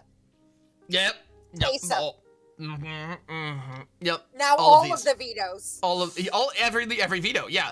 And on top of that, because you're creating all these tokens, you know, Soul Warden style effects that just have you gaining life as stuff's coming in, like it can get out of hand very, very, very fast. I'm excited. Yeah. So yes, Caesar. The other ones that we want to look at. What's the next one that you want to talk about? The Energy Commander, the one that's based on the Institute. Yes, I believe that is Dr. Madison I'm Lee. excited for Energy because I was not around when it came out originally, and it just looks like a fun little mechanic, but I don't have a lot of access to it. So you get to find out what everybody else is screaming and about how it's dumb as hell. You get to find out. You get to find I'm out why really it's dumb. excited, though. I'm really excited about it. I want to be there. I want to be like, okay, I want to be a part. I don't play Artifact decks. I play none of this. I want it. I want to be there that first time one of your opponents goes, why can I not remove those fucking things? Like, I want to be there for that so badly. Or maybe be that guy. I don't know. I'm just saying. Like, I would love you to be that guy. I'd be honored. Because they're like experience counters. Once they're there is no way in the game to interact with them at all. Like an and emblem. Same thing with emblems. They're exactly. They stick, that's that. Like, that you just got them drives now. me crazy, but it is Yeah, what it is. you can proliferate them up, but I can't remove them down. What the hell? Yeah, it's... Yeah. Yeah, I reject so it it's like entirely. that. But no, I'm very excited. I love the Institute and all of the like sciencey places that exist in the Fallout world. So to be able to do these kinds of things is amazing. And I understand why they're working with artifacts. I understand why there's energy. That kind of flavor to me. It does fit. I mean, It's when so you think good. aesthetically, when you think about, in my association, when you think about like the power armor and like the laser guns and stuff, like energy, it makes sense. Like it does fit the aesthetic very well. So yeah, Dr. Madison Lee, 2, 3, 4, 3. It's blue, red, white. Whenever you cast an artifact spell, you get 1 energy counter, and then you can tap, pay 1 energy. Target creature gets +1/+0 and gains trample and haste until end of turn. Like that already is pretty solid. Then next, you can tap, pay 3 energy, draw a card, or tap, pay 5 energy, return target artifact card from your graveyard to the battlefield tapped. You know what that artifact is going to be 90% of the time, everybody? Say it with me now. Aetherworks Marvel. Thank you. Yes. All right. Because if that is not in, if Aetherworks Marvel is not in this precon, it is going to quadruple in price because every single person who plays Dr. Madison Lee is going to put it in, guaranteed. Yeah, If it's not there, I'll be shocked. See, Anyway. I'm excited about this. I'm excited about all the precons. I'm dead ass. I'm gonna get them all. I'm very excited. But this one in particular is just. Yeah. I'm excited about energy. I'm excited to see why people hate it. Oh yeah. Well, it's mainly because Aetherworks Marvel. But yeah, that's. I'm telling you. Anyway, by the way, I'm gonna go ahead. Quick aside: if you're not familiar with Aetherworks Marvel, it's this son of a bitch right here. Legendary artifact for 4. Whenever a permanent you control is put into a graveyard, you get 1 energy. So if you're doing anything with like chromatic stars, kind of like egg situations, Lee gives you energy coming in, they give you energy going out because of this. And then you can tap and pay 6 energy, look at the top 6 cards of your library, you may cast a card from among them without paying its mana cost. Put the rest on the bottom of your library in random order. And this enters untapped. The reason that the last mode on Madison Lee returns the artifact card from the graveyard to the battlefield tapped, I guarantee that word was added because of this card. Because of this. Guaranteed. Like, no, if you're gonna do Aetherworks bullshit with this, you're gonna have to wait 1 turn cycle. You'll get to do it, but you better wait a turn cycle. Artifacts, there's blue, there's white. We've got access to every Urza card that exists. All of them. Every Go nuts. Tezzeret. It's all wide open. Yep. Oh, the way that you could build this in a ton of different ways. This is gonna be insane. I'm very excited to see what's in the precon, Nuts. and I'll probably end up like tweaking some of this stuff, but I don't have a deck at all.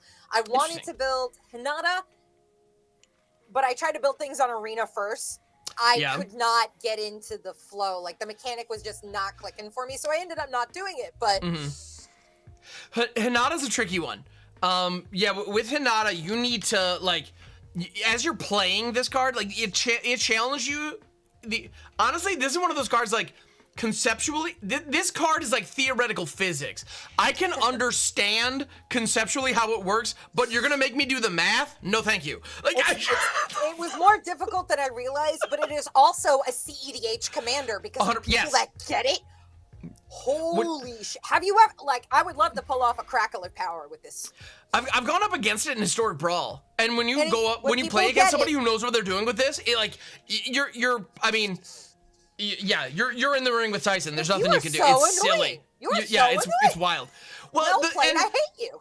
Well played, I hate you. Exactly. When the first time that they're just like, I want to play 1 blue and phase out your entire board with March of Swirling Mist, you're just like, okay, I understood that one. Great. You son of a bitch. Well, and Magma Opus is the big synergy with Hinata, and you'll see people like deal 1 damage to their own face with this, just so that they have 1 more target, you know, and or like tap their own stuff down in order to like make it cheap enough so that they can maximize their mana. Like you got to do some weird stuff with it. Like you do. this is not the same, but also like the idea of like murking yourself with stuff intended to murk others. There's a time. I forever am stacking my own Ghost Quarter in my Get Rog deck. You should. That makes sense. Yep. I don't use it almost ever, but it's there because World Tree exists, and it was the first land that irritated me. That's a good one. And then ossification is now very popular.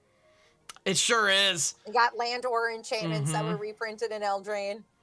I gotta say, the first time that I'm trying to remember what effect it was. I used a destroy target permanent effect on Arena to blow up a land that had an ossification on it. Felt like $1 million. It was the greatest feeling in the world. And they get a land. It's not like, to me, this is an extremely casual card. Like, right. Yeah. No, it's very fair. It is. Like, yes, I have to sack it, but they literally get a land to replace the land I just blew up. Like, whatever I blew it up for was the reason, but it's not like they get nothing out of it. Like, I don't know. Yeah. I think these kind of cards, I'm glad that these exist. I'm glad cards like Ghost Quarter and like Demolition Field and whatnot. And Field of Ruin. Field of Ruin. I love Field of Ruin. Field of Ruin is like, I love these cards because exactly, you're going down a land and you know, and they are replacing it. You're not destroying their land. You are replacing. I'm destroying my own. You're going to exactly. Like I'm literally putting myself down a mana available on the board to deal with you. Exactly. Well, Field of Ruin I adore because you're not going down a mana, but it costs you 2 instead of simply tapping. So it's a little more expensive to pull it off. But you get a land. You're ramping the entire table. Yes. Everybody gets a land. I love that about Field of Ruin. I love group hug effects. Love them. I know you do. I do. They're my favorite. They're my favorite. Hey, I'm going to play Veteran Explorer. You're all welcome. And yeah. I was in a pod not too long ago where somebody else played a Veteran Explorer and sacrificed it, and I was like, oh, is this what this feels like? Oh, that feels great. I think I'm a good person. I love this. Anyway, I think I'm a good person for doing this kind of thing because this feels really good to receive it. Biggest war criminals. I don't want to hear it. Yeah, 100%. But you're like, here's some candy. Come back to my van. Exactly. Yeah, pretty much. Yeah. Yeah. No, I'm gonna sell your kidneys on the black market. Well, and it's one of those things, like, we all get lands. Everybody gets extra lands. Hooray! Rise of the Dark Realm. What? Yeah, that's me. Yeah, so I'm the problem. I feel like we'll probably get some freaking use out of these cards for the Wasteland reprint in Fallout. Well, and that's the thing. Powerful lands are absolutely a thing. They are everywhere. And I believe we need to normalize interacting with the mana base. I think it is perfectly fine to do. People have given me shit. They're like, well, that's not casual. I'm like, how? Like, you can win without it. And I'm like, you can win without land enchantments. Yeah. Well, and one of the things... you can win without land enchantments. I don't know why I'm obligated to keep it on the board instead of using the removal. Yeah. Well, and the one thing exactly. But if you're powerful lands, you have to expect removal as a counter. Yeah. The game's versatile. Exactly. If I'm going to put out a Restless Cottage, if I'm going to put out a Mirex, if I'm going to put out any, a Crawling Barrens, for goodness sake, those things get out of hand fast. Like a Nykthos. Nykthos, goddamn. Which I just put in the Yogg deck because. As you should, but still, exactly. But it's sealed, so I don't have to worry about it. It's one of the most powerful things you can be doing. It needs to be able to be checked. You know, like every now and then I see people complaining about like their ramp spells getting countered. It's like I'm not playing Armageddon. I'm not playing. Yeah, exactly. Obliterate. Like, at the end of the day, like it's one of those things where like if your commander is Tatiova and you play Cultivate, I'm countering the shit out of it, and I'm not sorry. Yes. Like, and I don't understand. Like sometimes if you're playing green. You need to know. Green ramp is going to get countered. Why? You're green. It's a threat. The ramp is a huge threat, and we as need to cut it off. As a Golgari player, I hate it when it gets countered. Oh, I hate it. Me too, 100%. I understand it. I'm not mad at them. I'm mad it has to happen. Well, and I'm mad at the 2-land hand I kept because there's a Cultivate and it'll probably be fine. That's not their problem. That's a me problem. All right. Well played. I hate it. Yep. Damn it. But wait. So what commander deck has green? Most of mine, if I'm honest. Fallout. Yeah. Oh, hold on. Wait. Now I can only remember 3. Is there a 4th? Are there 3 or 4? Oh, the Fallouts. Yes. Sorry, we got. Oh my God, I don't remember. I have the one that we all know and love. Oh God, yes, no, okay. There's 2 more. I thought There's the Mothman. Is that the one that? Yes, that's the one Yeah. I forgot. The Wise Mothman. Soul Tribe, baby. Yeah. Which is weird because I'm playing. This is going to be a commander I play. 100%. This is not just going to be like, I want to try the precon. I'll play it because it's fun every once in a while. No, this is going to be a commander. And you're not saying that right now because the art kind of is a very similar color palette as like your hair. That's a coincidence, oh my right? God, I match Mothman. You kind of match the Mothman right now, if I may say. I've died so many times to Mothman. That mofo almost destroyed my entire base. I honestly, I don't know that I've ever encountered the Mothman. Is this from? Mothman's in 76. 76. Mothman, That's why. Mothman Okay. is a Yep. cryptid in 76. 76 is very, very cool. Let's talk about the flavor for 76. Because Yeah, I played, please, so please, I can please. talk about this one. Go, for go, sure. go. 76, Wasteland, West Virginia, 25 years after the bombs have dropped. Okay. You are running around. There's a lot of mountainous areas, which is very, very cool. A lot of little towns. But there are a lot of cryptids, and that has not been a thing in other Fallout games or these, like, I mean, there's obviously monsters and things that are regional, but nothing like this. So Mothman is a random encounter. There is no spot you find Mothman. Granted, I'm so crazy, I figured out some of the spawn points. One of them happened to be exactly where I built my base. I did not realize that till the base was built. Oh no. All right. Now, it turned out to be fine as long as I freaking don't irritate him, like aggravate it when it's in like right when it spawns, it's fine. And he usually just goes away. And if he attacks, I log off. So I come back and I'll be in a different server and I won't be attacked. Anyway, It's like living in a flood zone. It's like, it's just, if it happens, it happens. But yeah. But All right. there's a few cryptids, and the three that I remember right now are Mothman, who is obviously the most popular. There's Sheep Squatch, who is not an actual cryptid of West Virginia, but is Sasquatch combined with a sheep. Sheep Squatch? And if you I must Google this. if you kill it, you get like an outfit out of it. That is terrifying. It's great. Yeah, I highly it's encourage everyone to super Google gross. Sheep Squatch right now. If I were more professional, I would edit this in post. But It's super wow. hilarious. So that's another one Yeah. of the cryptids. Okay. The other one is a bat. I think this counts as a cryptid. This might just count as a environmental issue. There's this bat that is massive and extremely aggressive. It sees you, it attacks. And it shoots a giant, like, expansive breath weapon of freaking radiation. It can one-shot you. It roams randomly, so it does not matter what level you are. Hooray. So, Yikes. but Mothman is the big one. Mothman, cryptid-wise, the history of Mothman in lore, he's based in the Appalachian area of West Virginia. Okay. So, they have Mothman festivals in West Virginia honoring this cryptid. That is how, like, to the culture core this thing exists. So it makes perfect sense that this is something they would consider for Fallout. And I really love this because it is a 76 reference. Like, Fallout New Vegas, from the nerds I know, seems to be the favorite. That seems to be everybody's favorite. Fallout 4, people really love.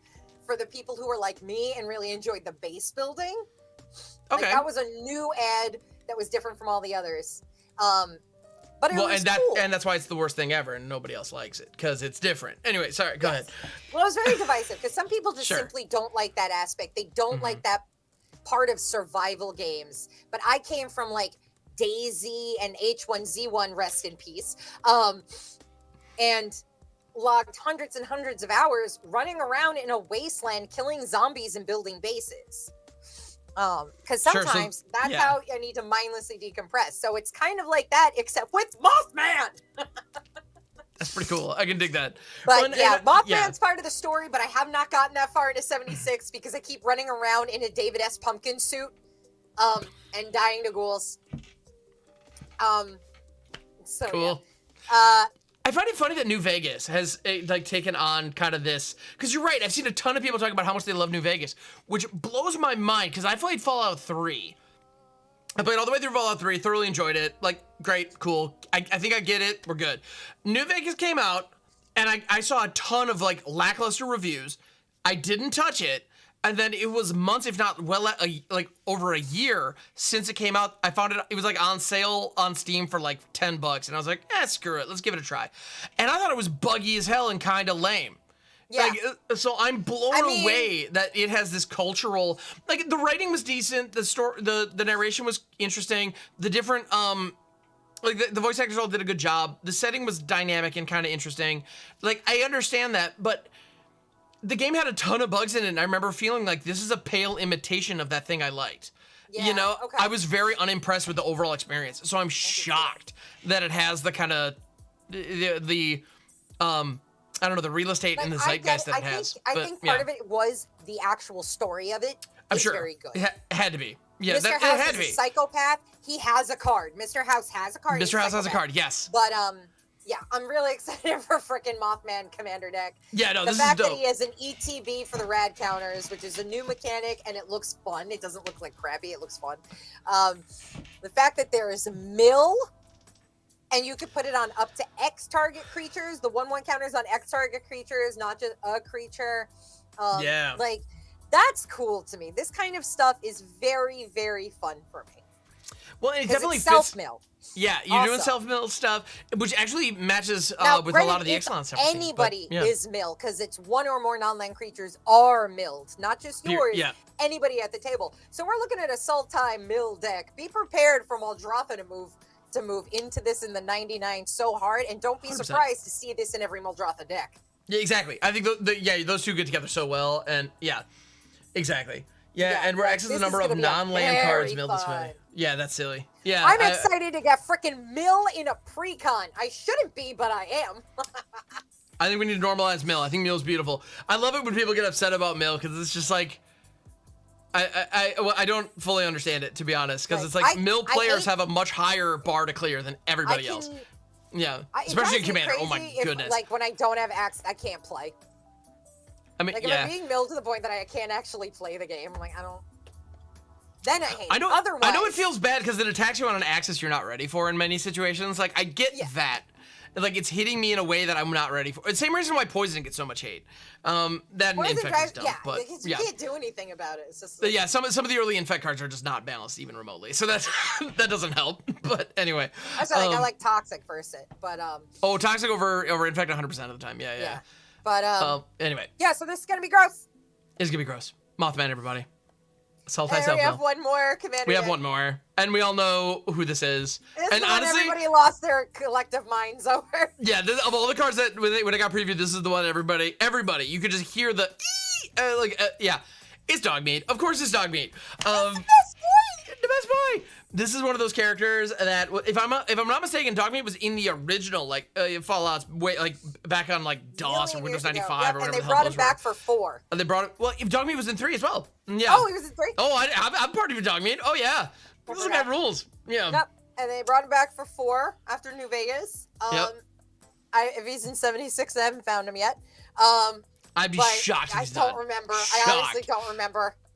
Yep. Should probably play. I'll play 76 for my super late night stream after I play Among Us with Maldhound tonight. And I'll be passed out with you on Lurk on my phone. So yeah, I'm looking forward to it. Let's go. Anyway. But yeah, so dog meat here has such a glorious little effect going on.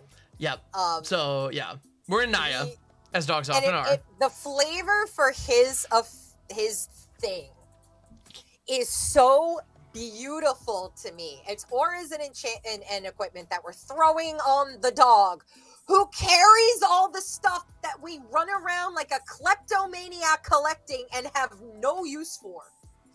It's like, Nobody we got needs scrap this metal. much What can you use it for? Shut up, it sells. Yeah. Nobody needs it. And Yeah. the fact that that's his little thing. Mm-hmm. And Yeah. then the junk tokens. Junk tokens. Which, by the way, should we talk about junk tokens? Because that is a fun little token. Like, I like that. Okay. That sounds fun. I mean, we are hoping to get monetized at some point. Are we allowed to talk about junk on YouTube? Is that a thing? Is that against you? What? We talk. Anyway, never mind. I'm trying to. It's a crotch That joke. went over Anyway, my autistic. it was a bad one. Don't worry. autistic little head. Let's move on. All right. So we're gonna talk about Dog Meat's junk here. So when Dog Meat enters the battlefield, you mill 5 cards, then return an aura or equipment card from your graveyard to your hand. Rock on. And whenever a creature you control that's enchanted or equipped attacks, you make a junk token, which is an artifact. With tap, sacrifice this artifact, exile the top card of your library. You may play that card this turn. Activate only as a sorcery. So it's an impulsive draw on a little artifact. That's insane. That's real good. Yeah, that's real good. It's ETB. The fact that even though you mill, you can take any equipment, any aura from your graveyard. It's not limited to within the 5 cards that you mill is great. And then with the amount of white recursion for things that are 3 and under that you can get from your graveyard. Mm-hmm. Yep. We're gonna see becoming... white tutors for equipment and enchantments. Like, oh yeah, White Reanimator has been a thing for a very long time in this game, and they are leaning back into that part of the color pie. And I, for one, am totally on board. Here for it. I want to build 100%. a monocolor recursion deck for every color because I think it's funny. I love it. So, yes, that's fantastic. White's only getting easier and easier, but one of the things that, and again, it's green, it's white, it's tokens. Ew. You could build this so many different ways. Oh my goodness, and with all of the aura stuff that just came out in L Train, people are going to be swapping this for some nonsense. Yeah. This is going to be a silly fun deck, and it's Naya, so yeah. This is the commander that's going to get me to play Naya. There you go. Well, and the thing it. is, there's so many amazing equipment, and auras for that matter. I mean, and you don't even need to be in that strategy. Like, you don't need to be all in on any of these. Like, obviously, you could go crazy auras with things like Calyx and Siona, and like, you could go that route if you want to. There's nothing wrong with that. But you could also just have an ossification in your deck. Yeah. Just cause. And there's a chance Dog Meat will hit it. You know, or like Skull Clamp. Dog Meat Voltron, but it's only nonsense equipment. Like, I'm on board for this. Yeah, I'm totally on board for this. Like, just silly, dumb things. Like, I would love to build a I'm probably going to build Voltron Dog Meat now. I do want to have a moment where it's like, all right, I mill 5 cards, and like, oh crap, do I grab Butcher's Cleaver or Bone Splitter? To have everybody at the table go, the hell? Like, what are you playing? It's Why? like, shut Don't up. worry about it. Don't judge, all right? It's not a good look. Nonsense. Because honestly, even building it like that makes sense to me for the flavor. Because what are we doing? Dumping shit in inventory, just yeeting it at Dog Meat. Dog Meat, can you hold this for me? Dog Meat, can you hold this for me? And running around in the wasteland. Like, that 100%. makes sense. Makes sense. I like the junk tokens that we're introducing. Sacrifice this artifact. Tap, sack the artifact, exile the top card of your library, and then you may play it this turn and activate it as a sorcery. I'm glad that token seems reasonable to me because you can only activate it as a sorcery. Yeah. I love the fact that... I think he's already strong. Yeah, exactly. I think I think Dog Meat is quite strong. I'm inclined to agree. And obviously, if you can see the top of your library in any way, there's a lot of different ways to do that. All of a sudden, that becomes even better because you can kind of like time it appropriately depending on what you need. Also, crack them before you play your land drops. There's a decent chance you're gonna find one of those. Like, you know, there are a lot of cool things you can do with this. Impulsive draw is very good, very good. I love it. I love it, and it's so red. Just that little, super red. Like, adding that into the color identity, I think it was a great idea for the flavor. I could totally see why they picked Naya for him. I do love that all the commanders are 3 colors. Yeah, that's cool. All that the makes commanders sense. are 3 colors, which is very, very cool. But yeah, I think this is a pretty fair card. Yeah, I'm glad to agree. So I find it fascinating. I do think it's kind of strong that it's only 3 to cast. Yes, and you get a 3/3 body, which is not bad. Which is it's nothing to overlook. Like, it's not it's big, relevant. but early game he's gonna be solid on the board, chilling, doing nothing, and just allowing the stuff around him to start going. And then before you know it, we're blinking Dog Meat. Yeah, buddy. So that's the thing. You're gonna be getting, like, in a game of Commander, it's not uncommon for early chip damage to be a thing, and the fact that Dog Meat is so cheap means that the chances of you getting a decent chunk of that is pretty minimal. It's good. Yeah, you're gonna have your commander down before a lot of other people, and that's nice. So yeah, you could have this out turn 1. It's possible. Yep. Like, I don't know how, but you could. I can't think of it right now. Moxin, you're fine. No, wait. Yeah, I don't know. I'm sure. Yeah. But yeah, like this This I'm excited. I'm excited about all of them. Mm-hmm. I started crying when I saw this card. I legitimately started crying. And again, Yeah. it is simply because of my absolute love of this game. And before the previews even, I wrote a very borderline desperate email to WotC asking about a preview card for this. I'm like, I have a freaking Vault Boy tattoo on my arm. Yeah. Like, my boy. And I got this at a freaking nerd convention. That's amazing. So, like, I love this game so much, and it would mean the absolute world to me if I were able to get a preview card. And I know it's like Universes, but it's not even in the world. And I'm still like, but like, I'll go bankrupt on collector boosters. I don't care. And that's the thing that makes Universes Beyond something that I truly think I've come around so hard on this. If you go to my YouTube channel, you can dig up the archives where I'm bitching about Rick Grimes and how it's the worst thing ever. I like to think I've grown. Why people got upset about that. Yeah, I think The Walking Dead Secret Lair was poorly implemented, and it was not a great way to introduce this community to that idea. So that was unfortunate. The reality is, though, this creates an onboarding point for people who don't necessarily care about Magic. It gives them something to be interested about, and on top of that, and on top of that, Magic fans now get to be seen and recognized, and we get to celebrate something else in a way that is really special and unique. Yeah. For the people that love this, oh my God, this is the best, right? Yeah. And I can understand why people don't like it, and people don't want it in the world, and people don't want it in their formats. Like, I can understand not wanting to deal with rad counters in competitive. I can understand not wanting to see a resurgence of energy in other forms. I get that. So I can understand why it gets limited to certain formats and like abandoned other. But like, I'm so excited. I'm all for it. Exactly. I think that's awesome. Like, as long as people aren't being legitimately toxic to one another about this, I understand every single perspective and every single opinion on it, and I truly believe they are all valid about it. It's just, no, I'm gonna have a panic attack. I don't know if I could show an unboxing because I might pass out in the middle of it. Oh my goodness.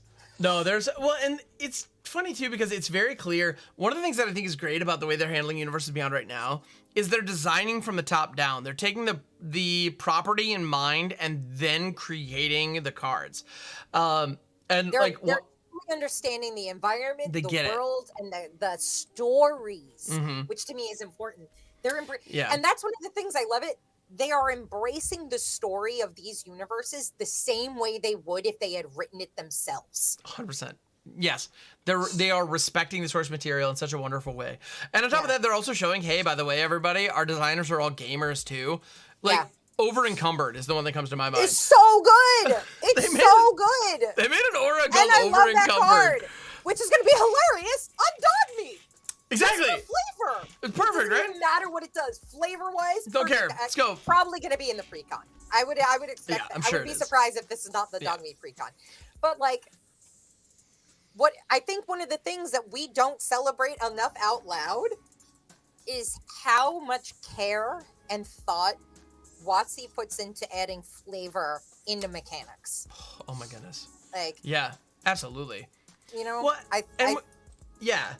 There's a lot more to these things than people realize. And unless you really read the lore, you don't realize it. It's just a card, it just does a thing. And then you dig into it and you're like, oh my God, that's so cool. Yeah, exactly.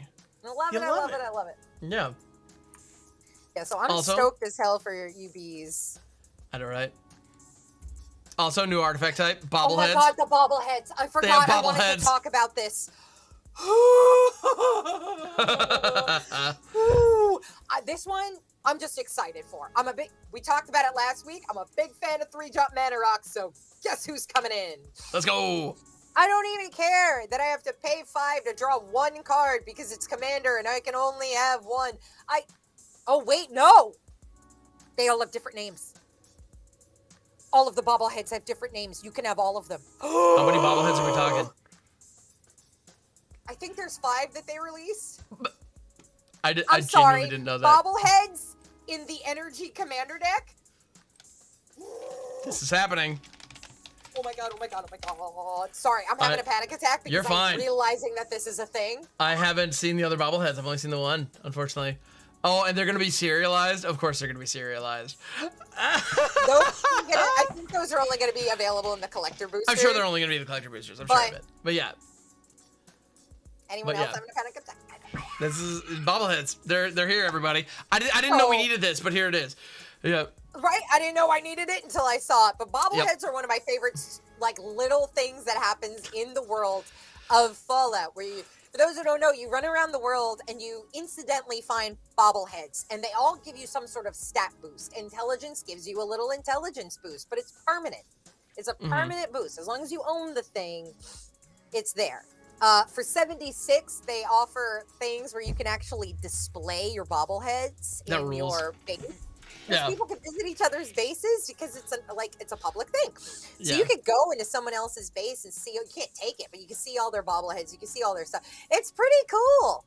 So I love that they added this in here, and I think it is fantastic that they made it a mana rock because it's solid utility. You keep it. It's a little trinket. It's an artifact that you wouldn't be getting rid of in the world to begin with. Yeah. Love it. Love it. It's great. Yeah. I think it's a really good adaptation of the bobblehead. I wonder if they're going to put comics in here because that's another thing it'll do. It'll give you more tailored and specific boosts. Like you get 2% boost to whatever shot or like those little things like that. Yeah. You know, I think that would be a really cool mechanic to see. I hope that's something that we might see in the future. So yeah, I'm absolutely losing my mind excited for these. There is an excellent chance Mothman is going to make it into my regular rotation and I'm going to screw with the precon, but otherwise these are precons I might just keep as is. Like I did it with the Dahada precon and that thing is absolutely ridiculous. Excellent. It's brutal. So it's exciting. Big fan. I'm into this. This is going to be a good time. Very cool. Yeah, we will have to do like a whole. There will be much shenanigans. I'm demanding it. I'll take over. I don't care. Understood. Understood. You got it. Commandeer the whole stream. I'm okay with this, honestly. Right? Take it away. But yeah, so no, Fallout looks dope. I think that's the bottom line, right? Fallout looks freaking rad. Yep. So, I'm excited for Ixalan. I'm excited for Fallout. I'm excited for Marvel. I am aware that there's a Lord of the Rings thing coming. Yeah, it's gonna be great. Yeah. I'm like, on Lord of the Rings because we already did it, but at the same time, I know the second it comes out, I'm gonna lose my mind with excitement. So like, I'm gonna shut up. That's the thing I find kind of amazing is the Lord of the Rings set. I absolutely adored. It is a property I think is absolutely fantastic. It's beautiful. I love it. They did. I mean, flavor was great. The flavor was absolutely fantastic. I got to create I didn't have just a good Boros aggro deck, and I got to grab my girl Eowyn and build that, and it's awesome. Like I absolutely adore that stuff. Like I can take one of my favorite characters from fiction and make a commander deck around her. I think it's beautiful. I didn't think that I would love the villains. I thought I would be far more drawn to the heroes in this. Yep. But then Grixis Sauron is a legitimately fun. They're so good. Mechanic. Like to the point where there was someone doing MTG edits for proxies, and they proxied me in with Sauron because of how much I was playing it on Arena. I'm doing it actually for the Salt Factory. I'm doing it the week of my birthday in February. Nice. That's my birthday stream. That rips. All right. Yeah, that's awesome. But yeah. But the thing I find fascinating is I love the property. I love all the stuff. I love what it stands for. I love how by all accounts, I am absolutely the target audience for this. And we have a new lineup of cards that are going to include reprints from the previous set as well as brand new ones. And I got to be honest, I don't care. It's amazing. I don't understand why I don't care. Because it should, by all accounts, completely have I mean, I'm more of a standard player these days. So the fact that that's not a thing, that's, okay. That may be part of it. It's not part of it, I'm sure. It's how often do we play Commander compared to how often we play any other format? I'm playing Brawl the most and Standard secondary because I'm an Arena streamer. Right. I don't know anything about that. I don't know how that goes. I don't have access to a regular play group. Right. Yeah, and I don't know, part of it too, there are a lot of things about this set that, I don't know, they just seem, I feel like a lot of care and a lot of attention to detail was put into the original set. Yes. And I don't necessarily feel like that's the case here. And I haven't seen any of it yet. one of the ones that I want to call out is the Nazgul Battle Mace. The card is strong. I have no issue with the card, but look at this art. I hate this art. I hate this art. I don't think it's okay. No, I and here's don't the I thing. understand why they did the panoramic thing, but this could not. Why this crop? And so this crop is terrible. It's cropped. It makes it look like the dragon is the point, when the mace is theoretically Not the point. Mace. But and the Which thing about the it mace is is beautiful. the and mace is gorgeous. It's And like gorgeous. and the art is beautifully done. This is not a shot at the artist at all. No, it's just not the it's crop the and the crop. layout. It's so awkward. But I've seen other people be like, "What did you do this Yeah, for?" but if you're wondering what the hell's going on here, let me. I'm gonna go. This is gonna look funny for a second. Just go with me on this. All right. I'm on Scryfall here. This is what I've been doing for this. I'm gonna go ahead and zoom it out so that y'all can see Yeah. the way it's supposed to look. I'm not working with the correct element here. There we go. Let me block my own face here for a second. Bam. And bam. That looks gorgeous. That's lovely. Like That's when you look at the absolutely whole gorgeous. piece, it's It's beautiful. It's gorgeous. Like, I love that Fantastic. they did this for the art, but at the same time, like, yeah. When you look at the whole panorama, it's beautiful and it makes sense in context. But if I just open up this card, like if I open up just the battle mace in a pack, and like I feel what, like what is this? Like I what am feel I like looking at this here? was done for the people who are collecting.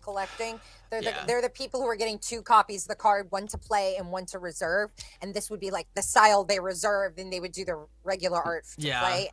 I do stuff like that, so I get it, but at the same time, it seems, I don't know. that could have been a better crop. It could have been a better crop. That's what it comes down to. At the end of the day, it just could have been a better crop. And let me make sure. Okay, I want to make sure that my elements on OBS are all cropped correctly, and we're back to okay, cool. So, but it's not just exclusive to that card either. There were a couple of other. No, there's a whole bunch of them. There's a whole bunch of cards where it's just like I get what they were going for here, but why? The other one that I think is like genuinely egregious and really upsetting, like the one that really gets under my skin, is Galadriel, Light of Valinor. This piece is beautiful. It is fantastic. If you get to see it. Why are we cutting her head off? They're cutting a chunk of her head off, and now the focal point is like her crotch and these flowing robes, which are the flowing dresses, which are like fine. Like again, there's nothing wrong with it, but the focal point should be like on like the bust, right? It should be like waist up. It should be her face, right? Like, but her face is like this weird thing in the background. I don't like this. It's just really like it is poorly cropped. It doesn't fit the card very well at all. And it's funny too. It's actually really frustrating. I saw somebody do like a really quick Photoshop edit on Twitter where they just put her head in front of the nameplate. That alone makes it look so much better. And they do that kind of crap all the time. They do it all the time. All Why the can't you time. do it this? You did it with Dariel 300 sets ago. You can't do it with Galadriel? I know, it's still like it's one of those things where little elements like that add up, and it makes me question how good is this product really gonna be? You know, Like, and this card sounds amazing. the card sounds. I mean, 3, 3, This 4, sounds 5. very goddamn fun.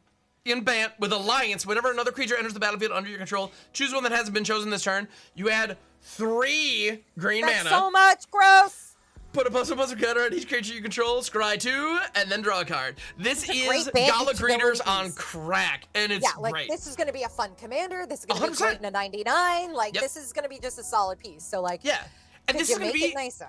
this is gonna be that card that you give your buddy's girlfriend who's being a good sport at the, you know, coming to Commander Night, who hasn't played Magic before but has heard about it, and they get to do the big dumb stuff with the creatures, and she's pretty, so let's go. Like this is Introducing new players with big dumb stuff sometimes is so fun. I did it for my boyfriend. I built him a Kahira deck. It's all big kitties and dinos. I mean, that's it. The other one that I've done, I had one for a long time that was great for this. I had a 2-lane deck. I had a 2-lane deck that it was just designed for new players. The moment you were like invested and you've recurred multiple times, give me the 2-lane deck back. We're gonna give you something else. Done. Like, You can keep going. Yeah. but when you're just starting out, Like, I get to draw another card, then I get to play another creature. Yeah, go nuts, dude. Like, yeah, it's like you just get to storm off, and they get to do big dumb stuff, and it feels great. Like, new players need to have that moment where they get to do the thing, and like anything with green white is a good way to go. You're gonna have a good time. The numbers are gonna get huge, and stuff's gonna get dumb, and they're gonna have a good time. You know, and that's when I look at Galadriel Light of Valinor, it has that energy, you know, and it can absolutely be that, and I think that's really cool. I really wish the art on the card. My only beef is with the art. I just wish it was caught better. That's it. Like, not even the art, the crops. No, exactly. The art is beautiful. With crops. Yeah. Report crops for bullying. Exactly. Yeah, exactly. Alexander Makov did this artwork and nailed it. It looks fantastic. Just like covered over half of it. Yeah, and just like, and they're accentuating the parts that shouldn't be. And like, and I have no doubt too. Like, I mean, I guess I don't know how far off the canvas this all extends. Maybe that was the issue, but like, I don't know. But, anyway, it's unfortunate. It is 5 o'clock, dude. It is. We've been going for a while because honestly, we've been having so much fun. I know. I just realized we started a little late, but honestly, this is one of those things. These shows could be like, I don't know, every other day, but like we could go really long, and I'd be totally down. But anyway, was there anything else that you wanted to touch on before we call it a day here on Hot Soup? No, I think for next week we should gather some info to see what upcoming set commanders are people excited to build, to play, to throw in a 99, just the fact that they exist, anything like that. And then I could talk, like, I already built one from Ixalan, so we'll totally talk about that next week and stuff like that. I think that'd be fun. Well, I do want to end on one note that I know is meaningful for you, and I don't know if this is the card that you're talking about. Yes, I already know what you're doing. Yep. So, Abuelo, Ancestral Echo. This is one of those cards where, if this doesn't just kind of get you in the feels, then I like, you clearly don't get it, because I don't know what else to tell you. It's so good. Abuelo in Spanish means grandpa. So the fact that it is an old man, it is a spirit, it is a grandfather. This is such a beautiful tribute to the native roots that Latina people have, and how important honoring ancestors is to the cultures. Like, you have everything from Dios de los Muertos in Mexico, and different Halloween celebrations, different times around the year, where you are offering complete seats at the table with food for spirits that are no longer there. Like, this is such a beautiful tribute. And even like the other art for it is also gorgeous. Like, they did such a beautiful justice. So I actually cried when I saw this card. Yeah. And that may sound silly, but I don't think so at all. No, I don't have any. I cried, especially because this OG art, there's a ceremonial knife in here. There's a ceremonial mortar and pestle. Like, there's a wand. There are traditional ceremonial items in this picture with a design inspired by Mesoamerica. Like, this is incredible. The ward that it's on there, the fact that it is a protected spirit, exiling and returning makes perfect sense. You were there, you left, you came back as something that is so cool to me. Everything about this is amazing. And as a Latina, being able to have that close to heart reference, my boyfriend even was like, I'm pretty sure that's going to make them cry. Yep. And, so I had to immediately build it. Well, and when I first saw this one, I kind of welled up a little bit too. I don't have any connection to those cultures at all. But you know, I think missing a past family member is a universal experience. We all get it, exactly. Well, and it's one of those things where it's like, my grandpa on my dad's side passed away a couple years ago, and it's like, yeah, I miss him, and I wasn't super close with him, and I kind of wish I had worked on that, So the idea of being able to talk with him again, or like my grandpa on my mom's side passed away when I was a baby. I never met him, or I had no memories of him. It was the flavor text that killed me on this one. Come, friends, let us see if this world remembers us.